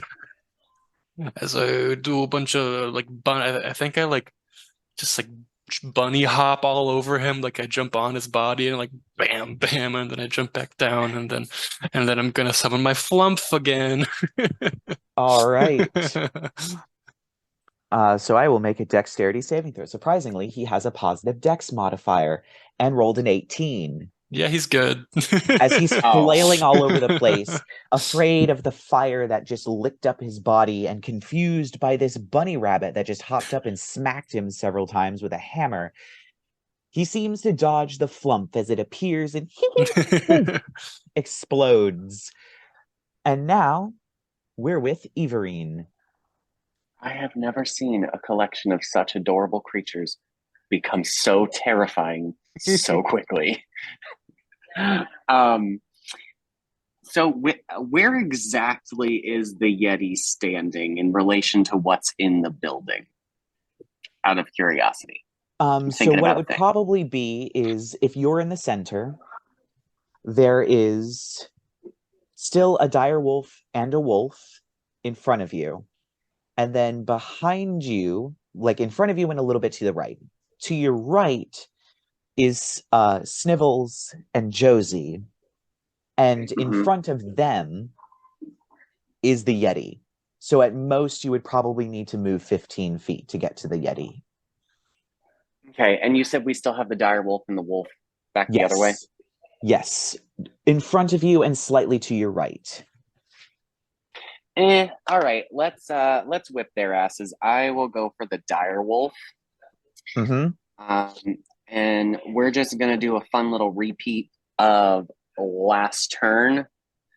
Double staff, double kick it in the face. Right.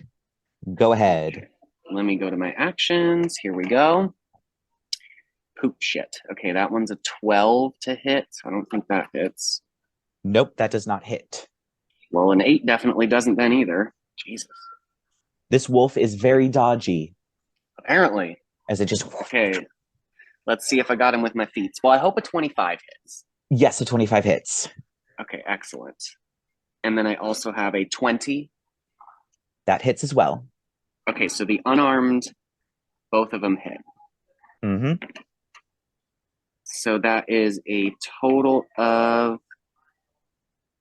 10 bludgeoning damage. We will do the same thing. Activate. Actually, you know what we're going to do? We're not going to activate Crusher. Give me 1 second. My thing's being dumb. Let me go to my features. I know there's a thing I want to do. Yeah, oh, yeah, Stunning Strike. That's what it's called. Ah, yes. Yeah. So I'll I spend will a key roll point. a Can I have a con save? con save. Yep. 16. Did you say 16? 16. Yep, that saves. Okay, so then yes, we will activate Crusher, and I will hop back another 20 feet again. All right. As this wolf slides backwards, it is actually that wolf's turn. And Good thing I pushed him away. So how far did you move back? I pushed him 5 feet, and then I jumped back the remaining, I think it was 20 feet I had of my movement. So 25 All right, well, feet between that us. means he can make it up to you. So he dashes up to you, and he's going to snap at you. Okay, hang on. Does a 12 hit? A 12 does not hit. All right. He snaps at you as you once again shove his head away with your staff. And now it is just the regular wolf, who actually at this point is going to... Yep, it can make it to you. So it's going to charge up at you. And interestingly, oh, yep, it had it, but it didn't have an ally nearby, so it's fine. It has pack tactics now. Oh. Advantage. So that is... Does a 23 hit? Yes, a 23 hits. All right. Hits the crap out of me. So you take 8 points of piercing damage, and you have to make me a strength saving throw. Yikes. Okay, hang on. I got 8 points of piercing. Mm-hmm. And you said strength save? Yep. Okay. That's gonna be poop. It was a 7. The wolf latches onto your arm and hurls you to the ground. You are prone. So back up to the top with Josie. This Yeti does not look very good at all. I hear the song of Beautania in my heart. I'm gonna attack. Of course. So plus proficiency. Wait, double check this. What am I adding? Our proficiency bonus is plus. Yeah. Okay. Plus 7, so 15 to hit. Yep, that definitely hits. Okay, damage on the first hit. Ugh. 5 radiant, and then Oof. 5 slashing. Yep, as your fan slices through this thing's leg, you hit something in it, and it starts gushing blood as the Yeti slams down onto its knees, its eyes confused as it kind of looks up. It opens its mouth, and for the first time, it says something. Usually it was just growling and grunting, but you just hear,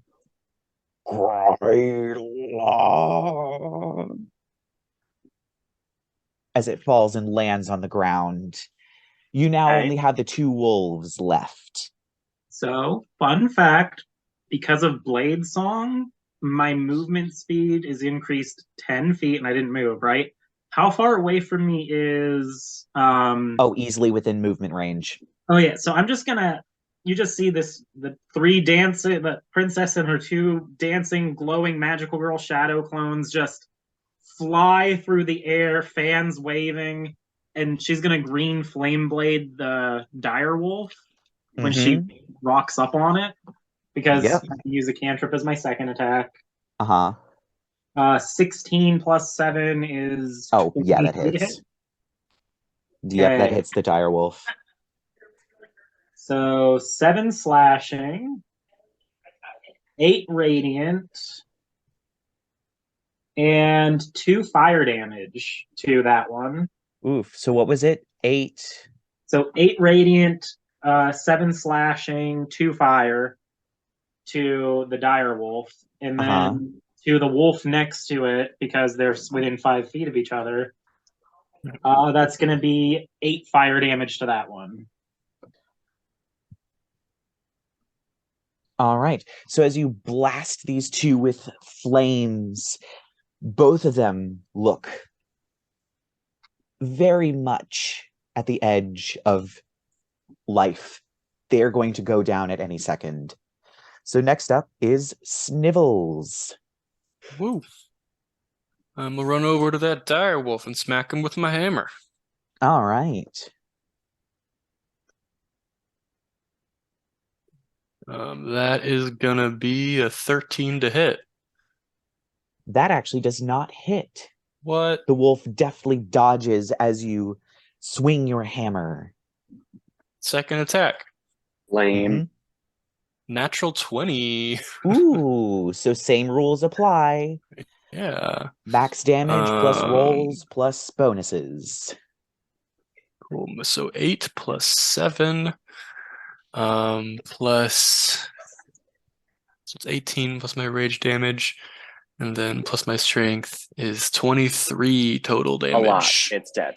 Oh yeah, it's dead. You just Gallagher style smash this thing's head like a melon. Yeah. After I it do a big dodged bunny through. hop all Gross. the way across and do like a spinning hammer. And then bonus action, summon my flump on the last wolf. Yep, we'll see if it can dodge this. No, it rolled an 8. Hell yeah. And Flump the flump explodes is and deals victorious. 1d6 damage. Well, it has enough hit points that it could survive if you roll poorly, so roll the d6. 6 damage. Oh my god, yeah, it explodes, and this wolf just... Flump is the winner. Yep, you just hear this little yipe as it just slams into the ground, and the whole place is now quiet. You have defeated everything, and you are out of initiative. Oh dear. I'm gonna like offer a hand to Iverin to help him get up. And I'm still glowing with like 3 different buffs on me, vibrating slightly with magical energy. Yeah, that's cute. And then Iverin just like does a backflip to get up, like landing, like striking his staff down. He looks down at his tunic, like all soiled, like covered in blood from this wolf that just got smashed to bits in front of him. Decides he looks like an absolute mess and decides to use elemental attunement to boil the blood off of his clothes. I will let you do that. So yeah, you are now. I'm in the corner talking to my flump, and I'm giving him a very glowing work evaluation. You missed the first couple times. You came in very, very clutch at the last bit, so we'll keep you around. I'm just gonna. And he vanishes as your rage goes down. Yeah. I'm gonna do a Princess Peach spin from Smash Bros. As I dismiss the spells and stuff, and just try to get all the blood off of me, like fling it off. I'm going to say that does not You work. have a little. I'll say, actually, Snivels will come up to you, Josie. He's like, "Oh, you're a complete mess. Come here." And I like get a little cloth and I start cleaning you. And I'm actually going to perform. Where is it? Bolstering magic. So I need to roll a D3. Let's just call it a D4. 4 is re-roll until you get 1 through 3. Cool. I got a 3. So you can recover a third or lower spell slot. I'll recover a third level spell slot to cover that Spirit Shroud. Ooh. Since I don't think we have time for a short rest, Josie's just gonna. I suppose Jerome will just. He'll be a little cross. I got blood all over my outfit, but it is what it is. And Oh, it'll come out. Don't worry. I put my little painter's kit and I give you a little touch up of your blush. I'm going to cast Mending on myself, which, because I'm an Autognome, actually lets me heal myself. Yes. Yeah, speaking of which, I got the crap kicked out of me. So I might need to sit down for a second. I'm good. Well, you are a barbarian. Yeah, well, we didn't have things as luxurious as breaks back in the spring court, okay? It sucks. Can we call it like a quick short rest? Maybe I'll heat up the water in the hot springs real quick. We can like wash our little feetsies in there or something. Do we have time for a short rest during an invasion of Unseelie Fae, though? I mean, I know, but I'm literally almost dead. Like, oh no, I'm right there. I should have absorbed elemented that AoE spell. I forgot I had it. I shouldn't have taken 23 points of damage. Oh my gosh. Try being barbarians. Oh my god. Wait. Can we be like, oh god, what's the mermaid's name? Holly. Holly, can you heal us, please, so we can continue our valiant efforts? I don't have healing magic. Oh, you're useless. I'm sorry. I don't actually. Don't be so rude to Holly. It's so mean. If anything, go to Madame Befana. She has healing magic a little bit, maybe, if her house is still standing. Isn't that where Clove went anyway? It is, yes. Well, we might as well. Yeah, I don't have. I can just mending myself a few times. I don't have any way to heal you. Yeah. Actually, I'm going to mending myself again while I think about that, because that only got me 5 hit points back. Ooh. Hey, that's another 5 hit points, because I keep rolling fucking ones. Or no, that's not even 5. It's my con modifier I get back. Yep. So that is that plus what I roll. Oh, that's only 3. Gross. So I was at 11, so then I was at 14, plus another 3, and it's 17 hit points. Hell yeah. This is fine. Yeah, so what are you all doing now? I guess we could. Yes. Yeah, if We we're should not probably taking a go break, see then I Madame guess Bufana. go to.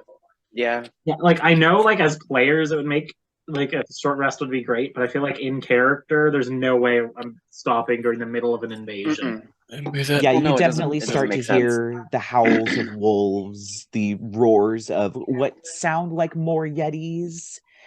The wind Yeti has did definitely mention picking up. The Yeti mentioned Gryla. If anyone would know more, I would think it'd be another hag. All right, fair. Then to Madame Buffant, Madame Buffanas. Bufana. I keep rolling ones, so that was the 3rd time I did it. Oh my god. You're gonna run out of charges on that. I could just do it until I run out of hit dice, pretty much. So Really? that's another Oh, that's 3. interesting. Yeah, the way the feature works is it spends your hit dice to heal you with the mending cantrip. Right. I thought it had Does- charges that would allow you to do that, not that you did it until you ran out of hit dice. Healing machine. Nope. If the mending spell is cast on you, you can spend a hit die, roll it, gain it, and then there's the other part that normal healing spells also work on me. So Oh, there's 3 okay. of them. Here's 4th hit die. Hey, 3 plus. Yeah, okay, that's 5. I'm good there. I have 2 hit dice left. All right. So yeah, as you make your way back through the village, you see people have started to muster. There are people with weapons fighting against wolves, other of the various sizes. There is a Yeti that is currently smashing a random house as people fight it. You also notice that there are humanoid-shaped mounds of snow walking around that begin to attack people very slowly. You also see these strange sort of crystal-winged creatures zipping around, but you manage to, I would say, make your way to Madame Bafana's gingerbread house at the edge of town.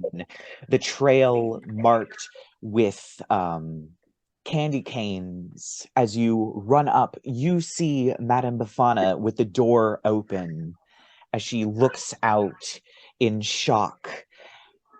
You've never really seen shock on her face. She is perpetually smiling. Her cheeks are always big and rosy to the point that you can't tell if her eyes are open. She has curly hair that she covers with a little sort of kerchief. She has almost a polka dot dress with an apron on. She walks with a cane. And she, hurry up, hurry up. And you all Okay, we're coming. make it inside, and she shuts the door. All right. Tell me what's happening. Well, it seems Gryla might be attacking.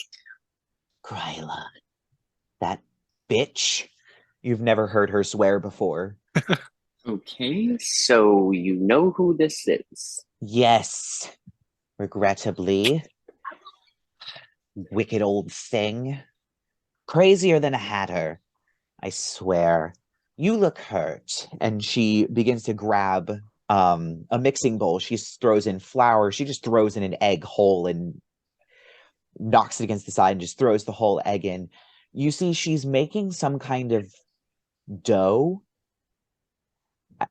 Keep talking. Any information would be helpful. And she begins kneading, and it somehow begins to turn into dough. Flamberwump is currently missing and not able to light the lanterns, and we are searching for him. Flitwick, my lady. Well, that isn't good. Well, and she just grabs the lump of dough. It'll do. And throws it into her open oven that roars with flames. And then she just reaches in with her bare hand and pulls out a gingerbread cookie about this big. Eat this. And hands it to you. Wait, I'm sorry. Is she handing it to me? Yes. Sorry, my connection's really bad right now. Oh, I'm sorry. I thank you for the cookie, and I guess I'll eat it. Nom nom nom nom nom nom nom. I mean, I am pretty hungry. Like, we just kicked so much ass. I mean, but sorry. You get 13 hit points back as you Can eat you this cookie. Message me that number really quick? Oh, okay. Yeah, I couldn't hear any of that. 13. Okay. Yes, 13. But do a little charades. Yep. 13. You get 13 hit points back. 13 hit points from me. Lovely Grandma Hag's cookie. Well, 13. looks like we're going to have to do something incredibly dangerous. Well, maybe not dangerous, but something unheard of. Which is what? Celebrate Kwanzaa? No, the Zanzibanians already do that.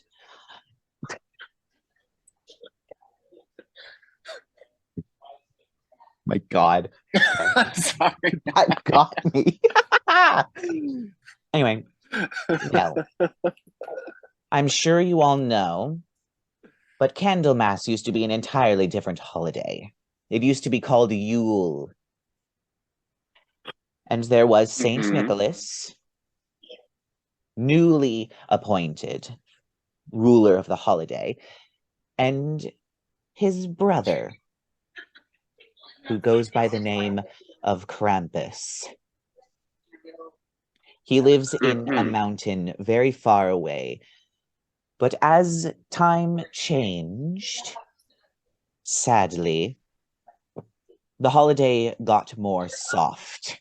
It was less about camaraderie and protecting each other from the darkness, and more simply about gifts, which is fine, I guess.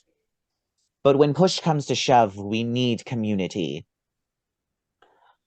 And it seems we will have to call together the old community, which means we have to get Krampus. He will be able to help me and to be able to stand in for Saint Nicholas as we fight Gryla. Wherever do we find this Krampus then? You said it was so far away. How will we get there in time? It is on the other side of the enchanted forest. We should be able to hold out for quite a while. But you will have to hurry. I don't know how much longer we can hold out. Okay, so we go and we find Krampus and what? Tell him exactly what is happening. Many people think he's imprisoned, but he is not. He's simply away on a permanent sabbatical.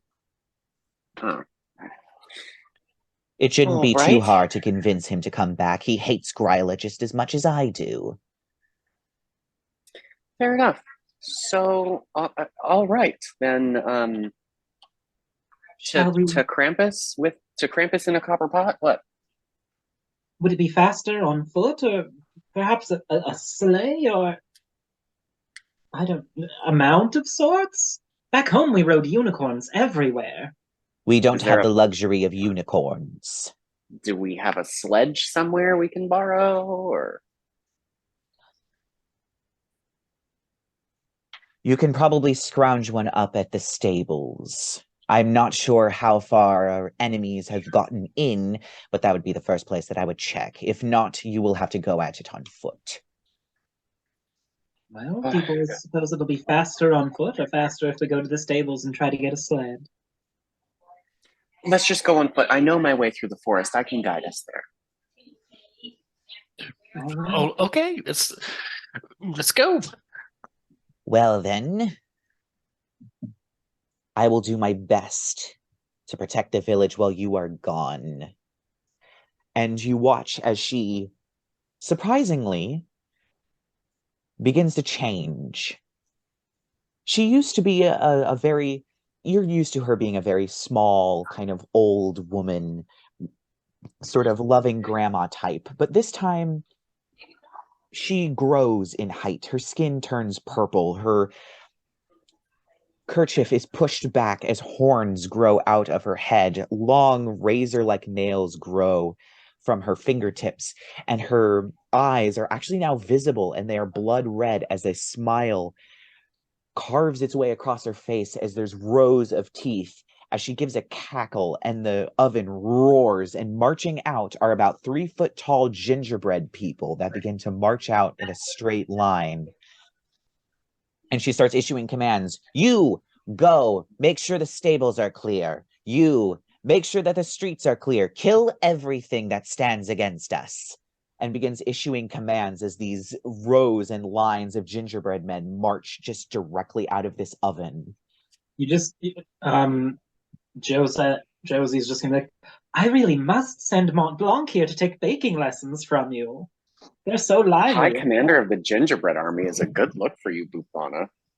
Go! There's so little time. Okay, we're going. With haste.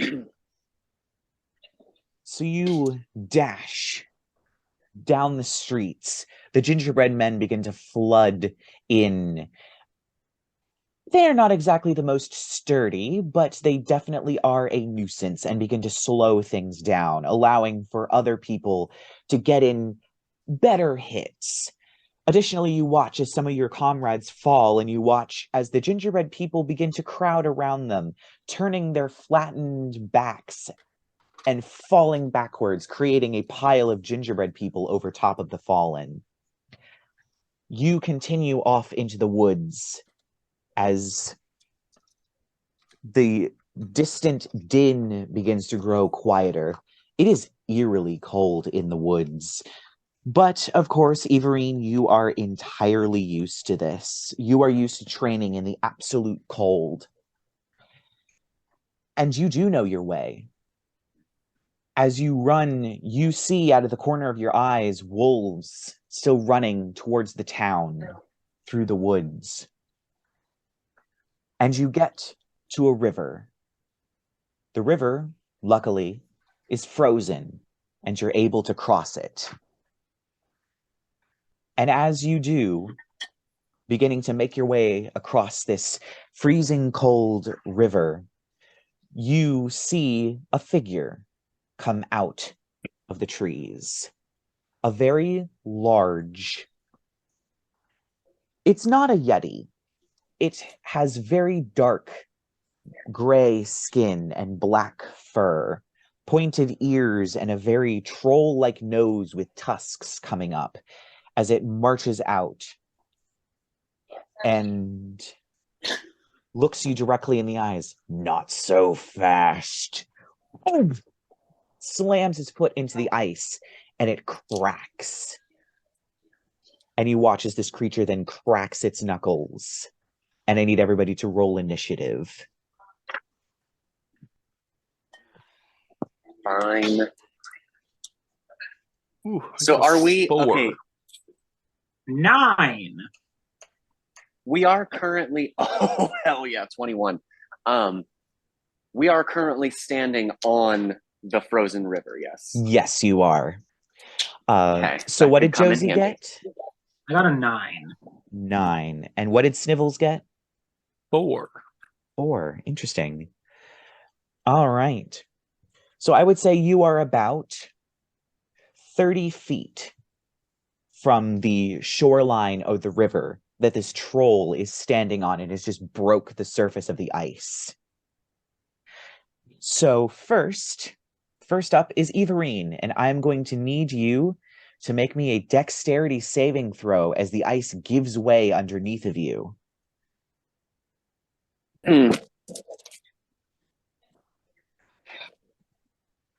Dexterity saving throw. That is a 15. You manage to scamper your way across the ice, balancing the pieces as they begin to drift apart and begin to sink as the water begins to rise. You are not in the river. Excellent. Is the troll also standing on the frozen river? Well, his foot is in the river as he just smashed did a stomp. Yes. Okay. Let's think what I want to do here. Thinking.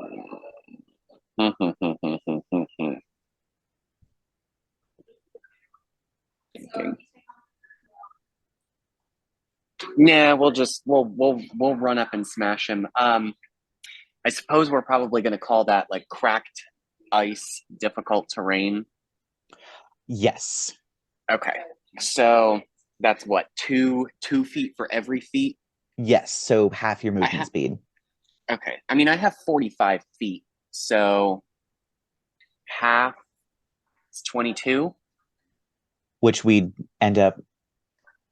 I guess we'd have to round up to 25 because you always round up. Okay. So you can go 25 feet. Do I have? Is that enough to get to him without a dash? Sadly, no. Okay. Well, then I will dash. You have 5 feet. And then that's bullshit. I will dash and then no,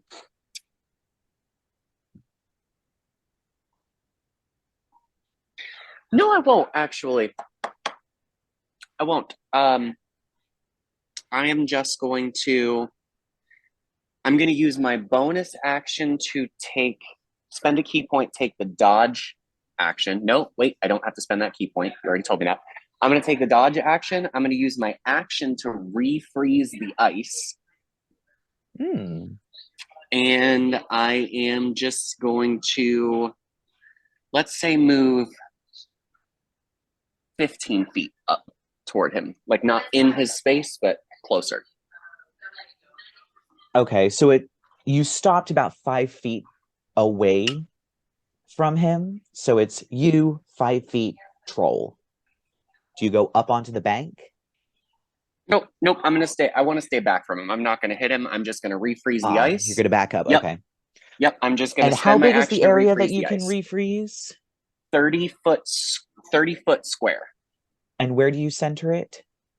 Let's say I center it. Like, we'll choose the center point to be halfway between the troll and the rest of the party.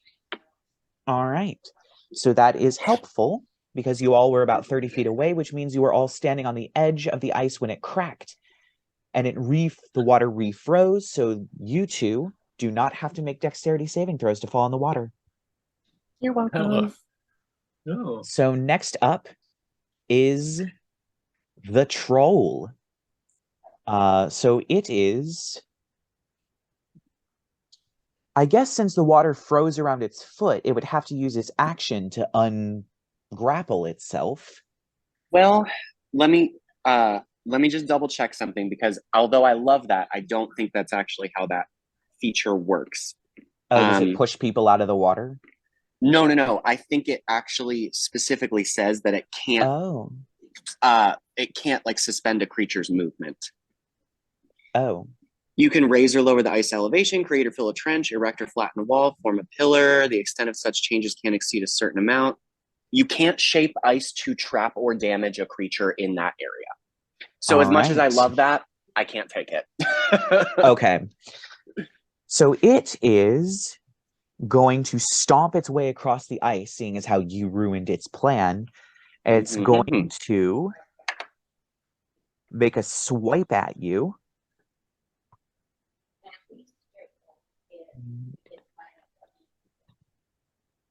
A 24. Is that with disadvantage? Disadvantage. I took the dodge action. Right. Nope, that was a natural 1. It missed. It's also going to then, as it swipes at you, it's going to go for a bite with its giant mouth. That smells horrible, but its breath is eerily cold. Yummy. And it's disadvantage. I rolled a natural 20, but then I got a 15 plus... It hits. 22, okay. Yeah, if it's 15 plus anything, it hit, yeah. 5 points of piercing damage. I can deal with that. And... Oh. 7 points of cold damage. I don't need any of that. Okay, guys, pretty close to death again.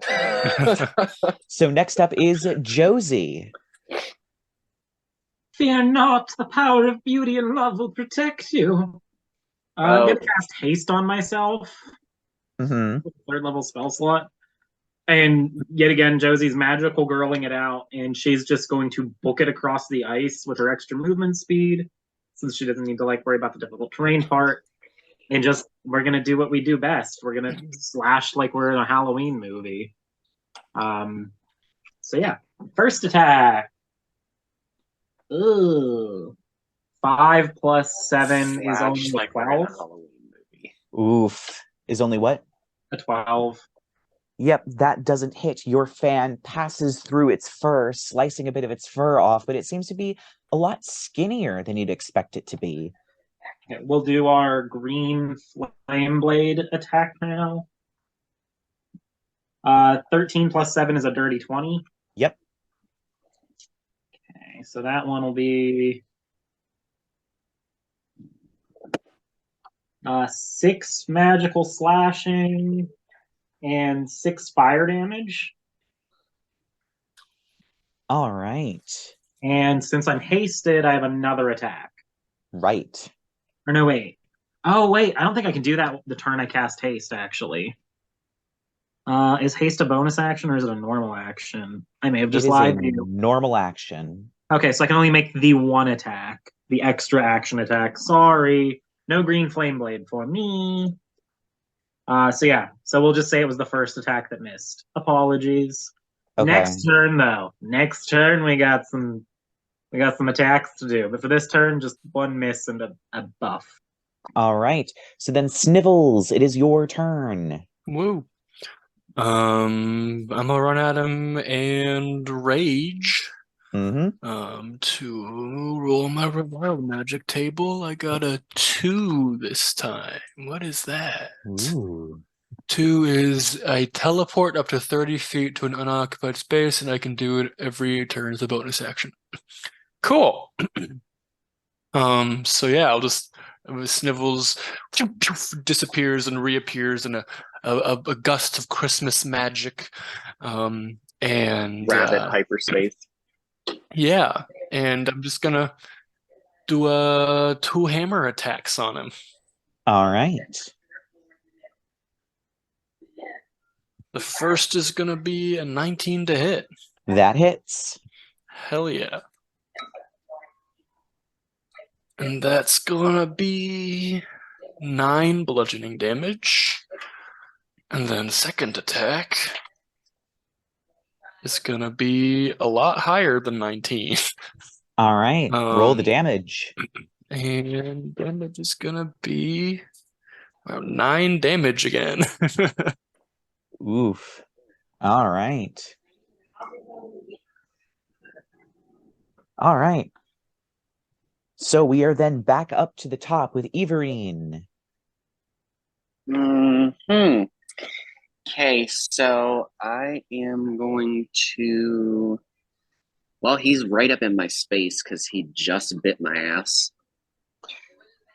Oh, actually, So, you started your turn within 10 feet of the troll.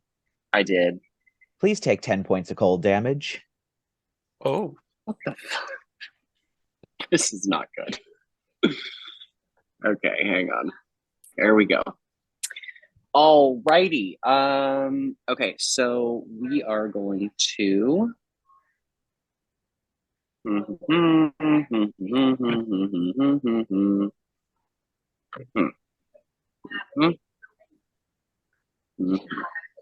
Yep, I'm just gonna use up the rest of them. No, I feel like a troll's gonna have a pretty badass con. Yeah, we will. I can neither confirm nor deny. Yeah. We're gonna flurry of blows, so we're gonna double staff, double kick it in the face. Yep. I would expect Let nothing me less. see here. Right. Where are my actions? Here we go. Staff number 1 is 24 to hit. That hits. Number 2 is 16. Just hits. Okay. And then the 2 unarmed. 13 is a no. And 13 is a no. So we have 9 points of bludgeoning damage, and we are going to activate Crusher, push it back, and then I'm going to move as far as I can away from that thing. All right. Yep. Oh, one moment.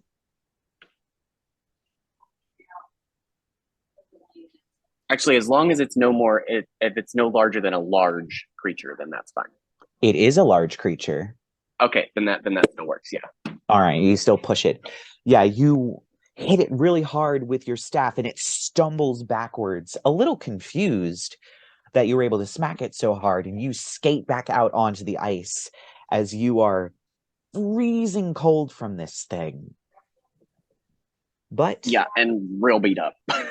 yes, this thing is still up. It's going to trudge forward 5 feet, and it sees you, Snivels, and it's going to...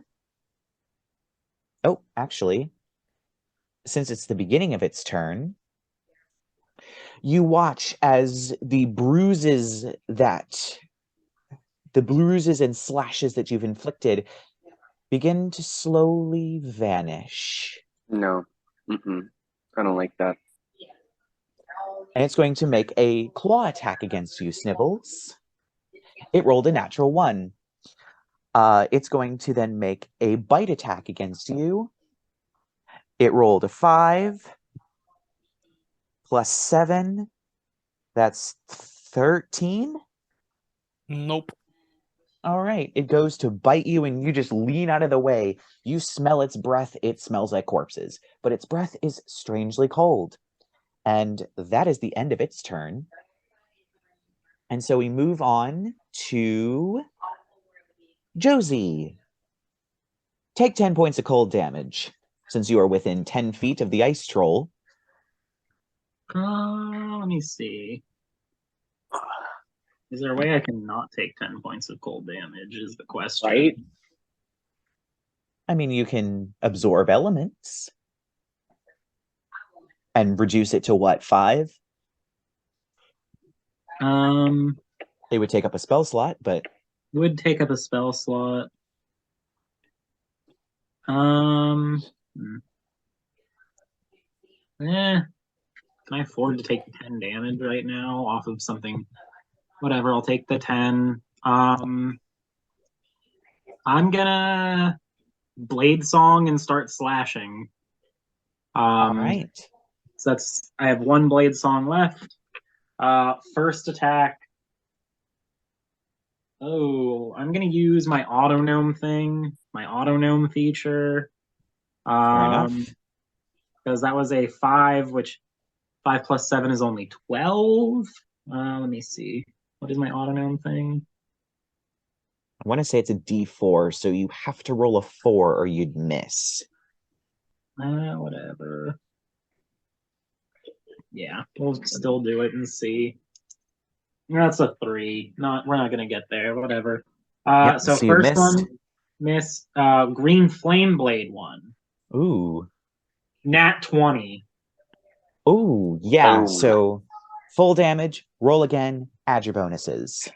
Okay, is that full damage on, because it's from the Green Flame Blade, it's also the full damage on the fire part too? Yes. Hell yeah. So, It's any die. ooh, okay. Any die you use as part of that attack deals full damage. So 6 plus 8 is 14 off of the crit, and then an additional 6 plus 2, so an additional 8. Do I need to separate the fire from the magical slashing for any purposes? No. Okay. So that would be 22 damage. Ooh. And part of it's fire, if that matters, because these things It does are not. cross. Okay. And we'll go for another one. Yep, your hasted attack. 18 before my modifiers. Yep, that hits. Oh, the 22, that also gets my Dex mod added to it. Sorry. So that's another 4, so that's 26 damage. All right. And that's going to be 6 more slashing damage. All right. Yeah, this thing is looking beat up after that flurry of swipes with your fan. And then I'm going to use my movement to yeet 20 feet away from it. It's going to definitely use its attack of opportunity. Okay, you can try to hit. It's going to use a claw. 22. So my base AC is 17 plus 2 from haste plus 4 from blade song. So 19 plus 4 is 23 AC. So it entirely misses. I'm just gonna dance my way back and be like, nice try, ugly. It roars, billowing smoke out of its mouth. And we now have Snivels. You've begun your turn within Snivels. 10 feet, so take 10 points of cold damage. That's so sad. Okay. 2 hammer attacks, please. Yep, go ahead. Yeah, the first one is definitely gonna hit. I rolled a natural 19. Ooh. With before my modifiers, blah blah blah.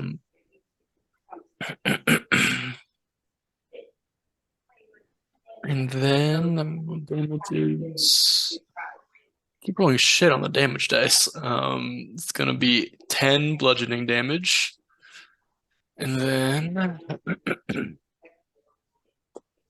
a 23 to hit. Yep, that hits. And then damage dice is okay, fine. It's not bad. 14 bludgeoning damage. Ooh. And then if it's not dead, I'm going to use my bonus action to teleport 20 feet away from it. All right, it is not dead. It is still standing. We are back up to the top with Iverin. Lovely. Okay, let me see what I have. You can punch kick,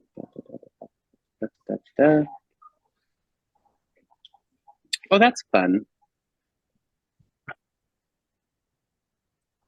So wait, am I right that I can just use a regular unarmed strike? You can make when you make an attack with an unarmed strike or monk weapon, you can make an unarmed strike as a bonus weapon. Yeah, so I don't have to spend a key point. I don't have to spend a key point if I want to use flurry of blows. Okay, so we are going to how far away from it am I now? I said I jumped back like 20 feet, so 25 again. Okay, yep. So we will do the same thing. Only I'm not going to use flurry of blows this time. I'm just going to use the like free bonus action for the extra unarmed strike. So double staff, 1 kick to the face. Yep. Okay, first staff strike is 21. That hits. Second is 20. That hits. Kick to the face is a 10. That does not hit. Of course it doesn't. Okay. Although I'm still going to activate Crusher and jump back again then. And that'll be 6 bludgeoning, total of 15 bludgeoning. Activate Crusher, push it back 5 feet, jump back 20, and I'm done. All right. Once again, you smack this thing so hard, it stumbles backwards. Once again, a little confused. It is now its turn. You watch as the various bruises and slices begin to heal up just a tiny bit more. So who is closest? I think actually it's just going to go for Josie. How far away are you? I think I moved 20 feet away. Okay, yeah, that's its movement. Well, it's got 10 feet left, so it's going to stomp up to you, and it's going to try and swipe at you again. 18. Does a 25 hit you? Not when I cast shield. My AC is now going to be 28. Good lord. How? How did this happen? Autognome, Shell, because they get armor for free because they're robots. Right. The Blade Song, and then the Shield spell. And haste. And haste, which gives you a little, yeah. Mm-hmm. Oh my god! So you've just stacked AC on AC. Oh yeah, well, it's definitely Bladesingers not are going to hit you really with a bite hard. attack as it rolled a 3. You watch as it swipes at you, and it looks like it's about to hit, but you throw up a magical shield, which I'm sure is rainbows and lollipops and sunshine, and its claw bounces off. It lunges forward and bites at the shield, almost like it looks like it's trying to eat a very large gumball and can't quite get its mouth around it. and it leans back and just roars in rage. And that is the end of its turn. Going to you, Josie. You're starting your turn within 10 feet of the creature, which means you take 10 points of cold damage. All right. Okay. I'm gonna start slashing. Awesome. That's gonna miss on the first attack. That's a 4 before stuff. Green Flame Blade. Ooh. 12 plus 7 is a 19. That hits.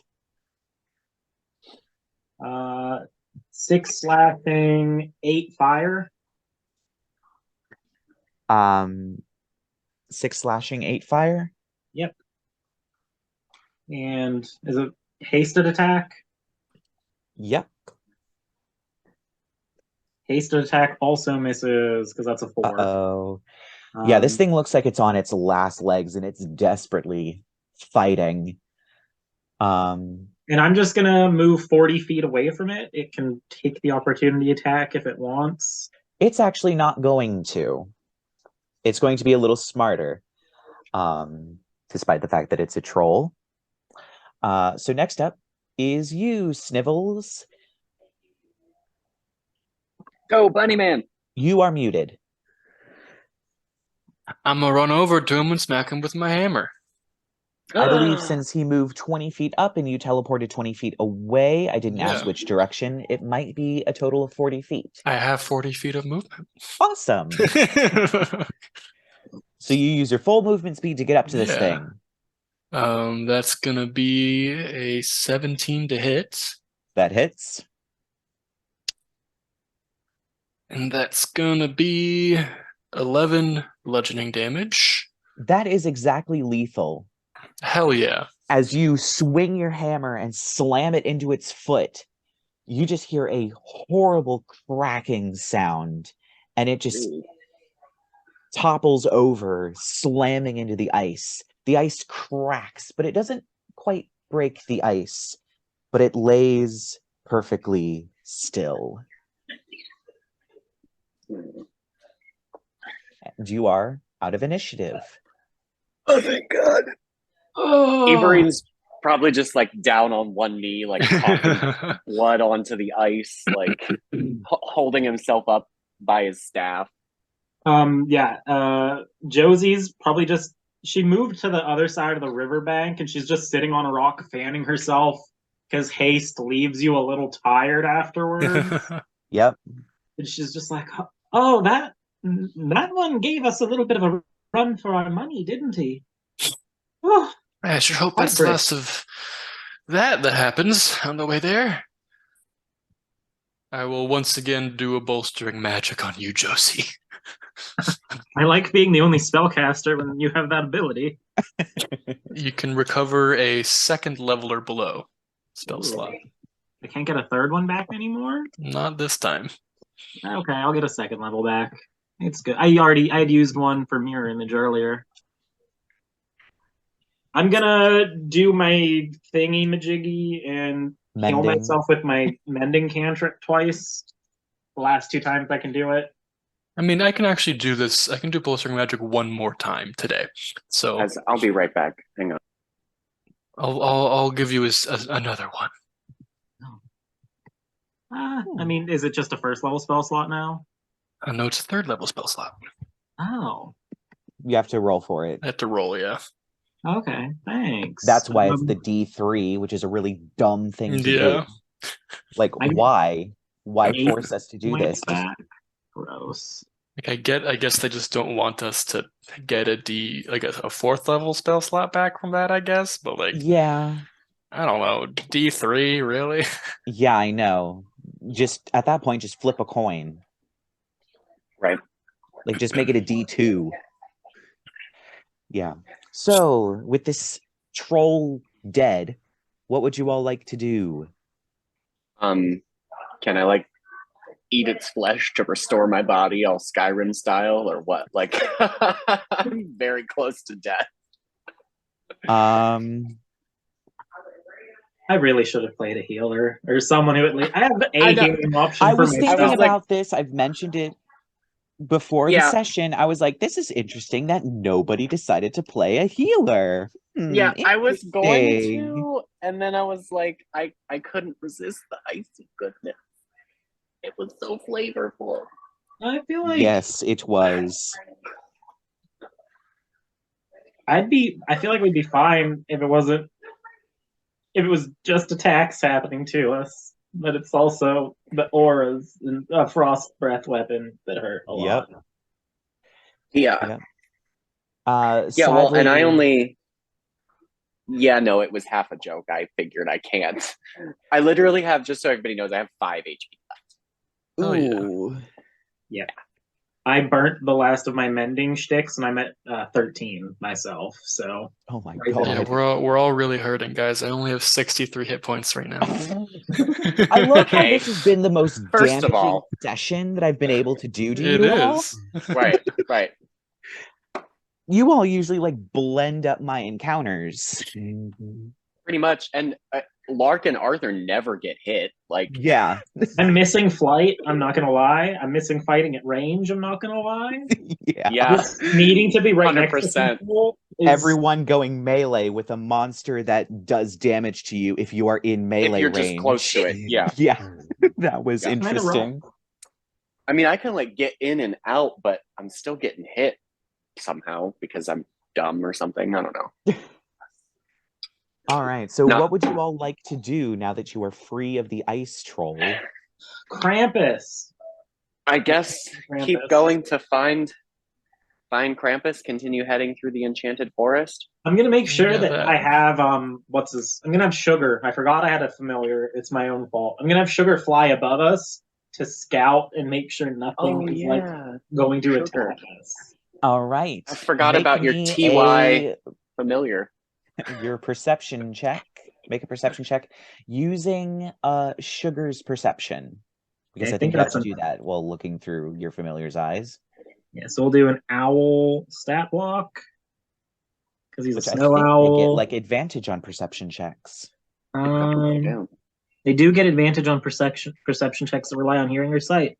Mhm. So advantage and +3 to the roll. Yummy. Yeah, 15. He rolled a 12 for his better roll. Okay. Yeah, I would say that you are able to guide the party through the woods to find the foot of the mountain. The mountain actually has a staircase carved directly into it. There is no horrible climbing sheer cliffs, slipping down icy banks into deep snowdrifts where you would be lost forever. It's a nice, convenient staircase, almost as if this is not a prison, but a home. As you climb, it takes probably about half an hour to climb up the stairs, even running at full pace. And you get to the mouth of this big cave. And heading inside, you head through this dark opening, ominous, cold, before you get to a door. It's about a 12-foot high door, pretty tall. And through, in a crack under the door, you see firelight and the creaking of a wooden rocking chair. Yosie's just knocking already, and she's just like, "Excuse me, pardon me, royal delegation from the land of Beautania." Okay, just going right for it, huh? You hear a kind of grunt and the stomping of hooves, and the door opens. And you see inside is a very tall man, completely dark skin, fur, horns off the top of his head, cloven hooves, holding what looks to be a very thick book that you can't quite tell what it is. Looking in, you see a knitted rug on the floor A rocking chair, a fireplace, books everywhere, taxidermied reindeer heads as well above the mantelpiece. Oh, I knew that the day like this would come. What is it? Well, Madame Bafana has sent us to inform you that she requires your aid, and I'm part of a diplomatic contingency from my homeland of Beautania, forming alliances with the great people of the Aurora Valley. Princess Josettelia, Fee Beautania, the 13th. Yeah, okay, that's all great. Candlemass Village is under attack. Two of us are pretty close to death, and we can't find the lamplighters. Under attack It's by Gryla. who? Gryla. Well, give me just a second. And he shuts the door, and you hear the clanging of metal, the rustling of what might be wicker. Okay. And opening the door again, he is hunched over, and tied to his back are various baskets and cauldrons. All right. Okay. I can take you back to the village, and I'll fight from there. And he just reaches down and he picks you up, Josie, and just tosses you in one of the baskets. He also picks you up, Snivels, and tosses you in one of the baskets. Look, just get in the basket. Fine. And he tosses you in the basket, too. So the three of you are in baskets tied to this big man. It's strange. As you're inside of these baskets, it's almost as if you're the size of a child as looking out of these baskets. He seems to have grown in size somehow, and he charges out into the cold air, leaping bounds, flying over the rivers and trees as he makes very short work of this very long journey. It's probably about 3 a.m. at this point. Bounding across the land as he pulls out from his belt a very long whip that he continues kind of charging along with. He sees a wolf. It looks up at him and he just cracks the whip at it and it just goes flying, and he continues charging. As you do, you see Candlemass Village in front of you and the mountain off to the distance. And surprisingly, over the din of battle that is beginning to grow louder and louder, you hear this deep rumbling voice that sounds very familiar. It's Winkle, the dragon, and you hear, "I am awake and I am very unhappy." And the mountainside just explodes as you see this huge red dragon fly out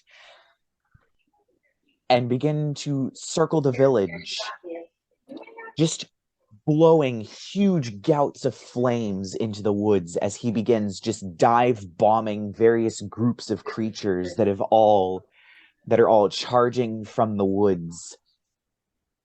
With this, morale begins to break. Krampus lands and begins just whipping things. Snow golems explode to dust. Wolves go flying.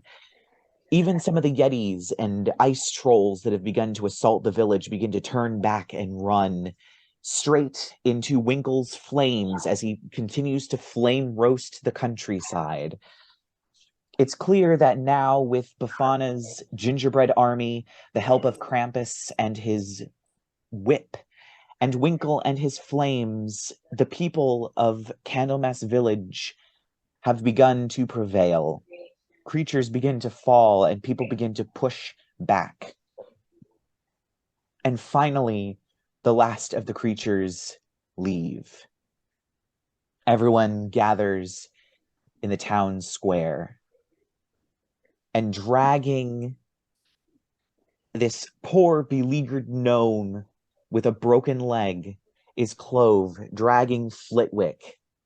back into the town square. I found him, everyone. He has a very badly broken leg, but hopefully we can get the lamps lit again. Thank all the saints. Golf clap. The royal golf clap. A royal golf clap. And Beautiful. yeah, at this point, people begin winding down. It's clear that they are not willing to attack again. They were soundly defeated, these various creatures of Gryla. Flitwick begins to lead the beginning of the charge to go out and light the lamps. Candlemass Village is lit once again, and people begin to take stock of the damage. You do see Krampus off to the side, speaking very quietly with Madame Befana, who kind of nods and they talk quietly before he turns to you all. Well, thank you all for coming and getting me. I would never have known this was going on. You certainly braved quite a bit to make it here. Yeah, we almost got eaten by a frost troll. So. Yeah, they're not the kindest. No. Only marginally smarter than a regular troll, but still. Yeah. At any rate, thanks for saving Candlemass. Of course, and thank you for everything you've done as well. You certainly, from what I heard, you certainly did your fair share. Sure did. And now I think we've all learned that it's time to get back to work. Where are my people? Beautania, to me! Well, I guess that is my cue to leave. I will be back in my cave for my permanent sabbatical. Hopefully this doesn't happen again. Feel free to visit the Beautanian embassy anytime. I'll keep that in mind. Yeah. And he flies off into the night sky. People begin to take assessments of the damage. The hot spring will probably need to be cleaned out. The frozen water and then becoming hot again damaged the stones and various other structures. The Yule Hall sustained some damage. Surprisingly, not very many of the buildings sustained a whole bunch of damage. Just one shop that only sold lollipops. They'd be fine.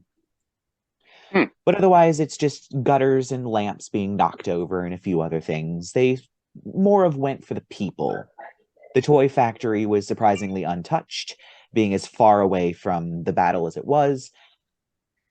But as people begin to take stock, you hear the jingling of something coming over the horizon, and you look up and you see Saint Nikolas riding his very large goat as he rides down and alights in Candlemass Square as people begin to gather around him.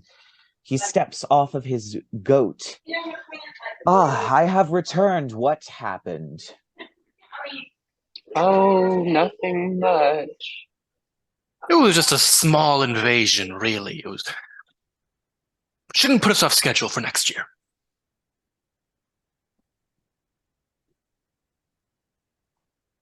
Well, we will. Welcome home. You know what? I'm tired. We will deal with that tomorrow. And that is where we end our story as everyone goes to bed and hopefully has a good night's sleep. So thank you so much for watching this special Christmas one-shot of Scion of the Dark House, and we will see you back in the regular campaign.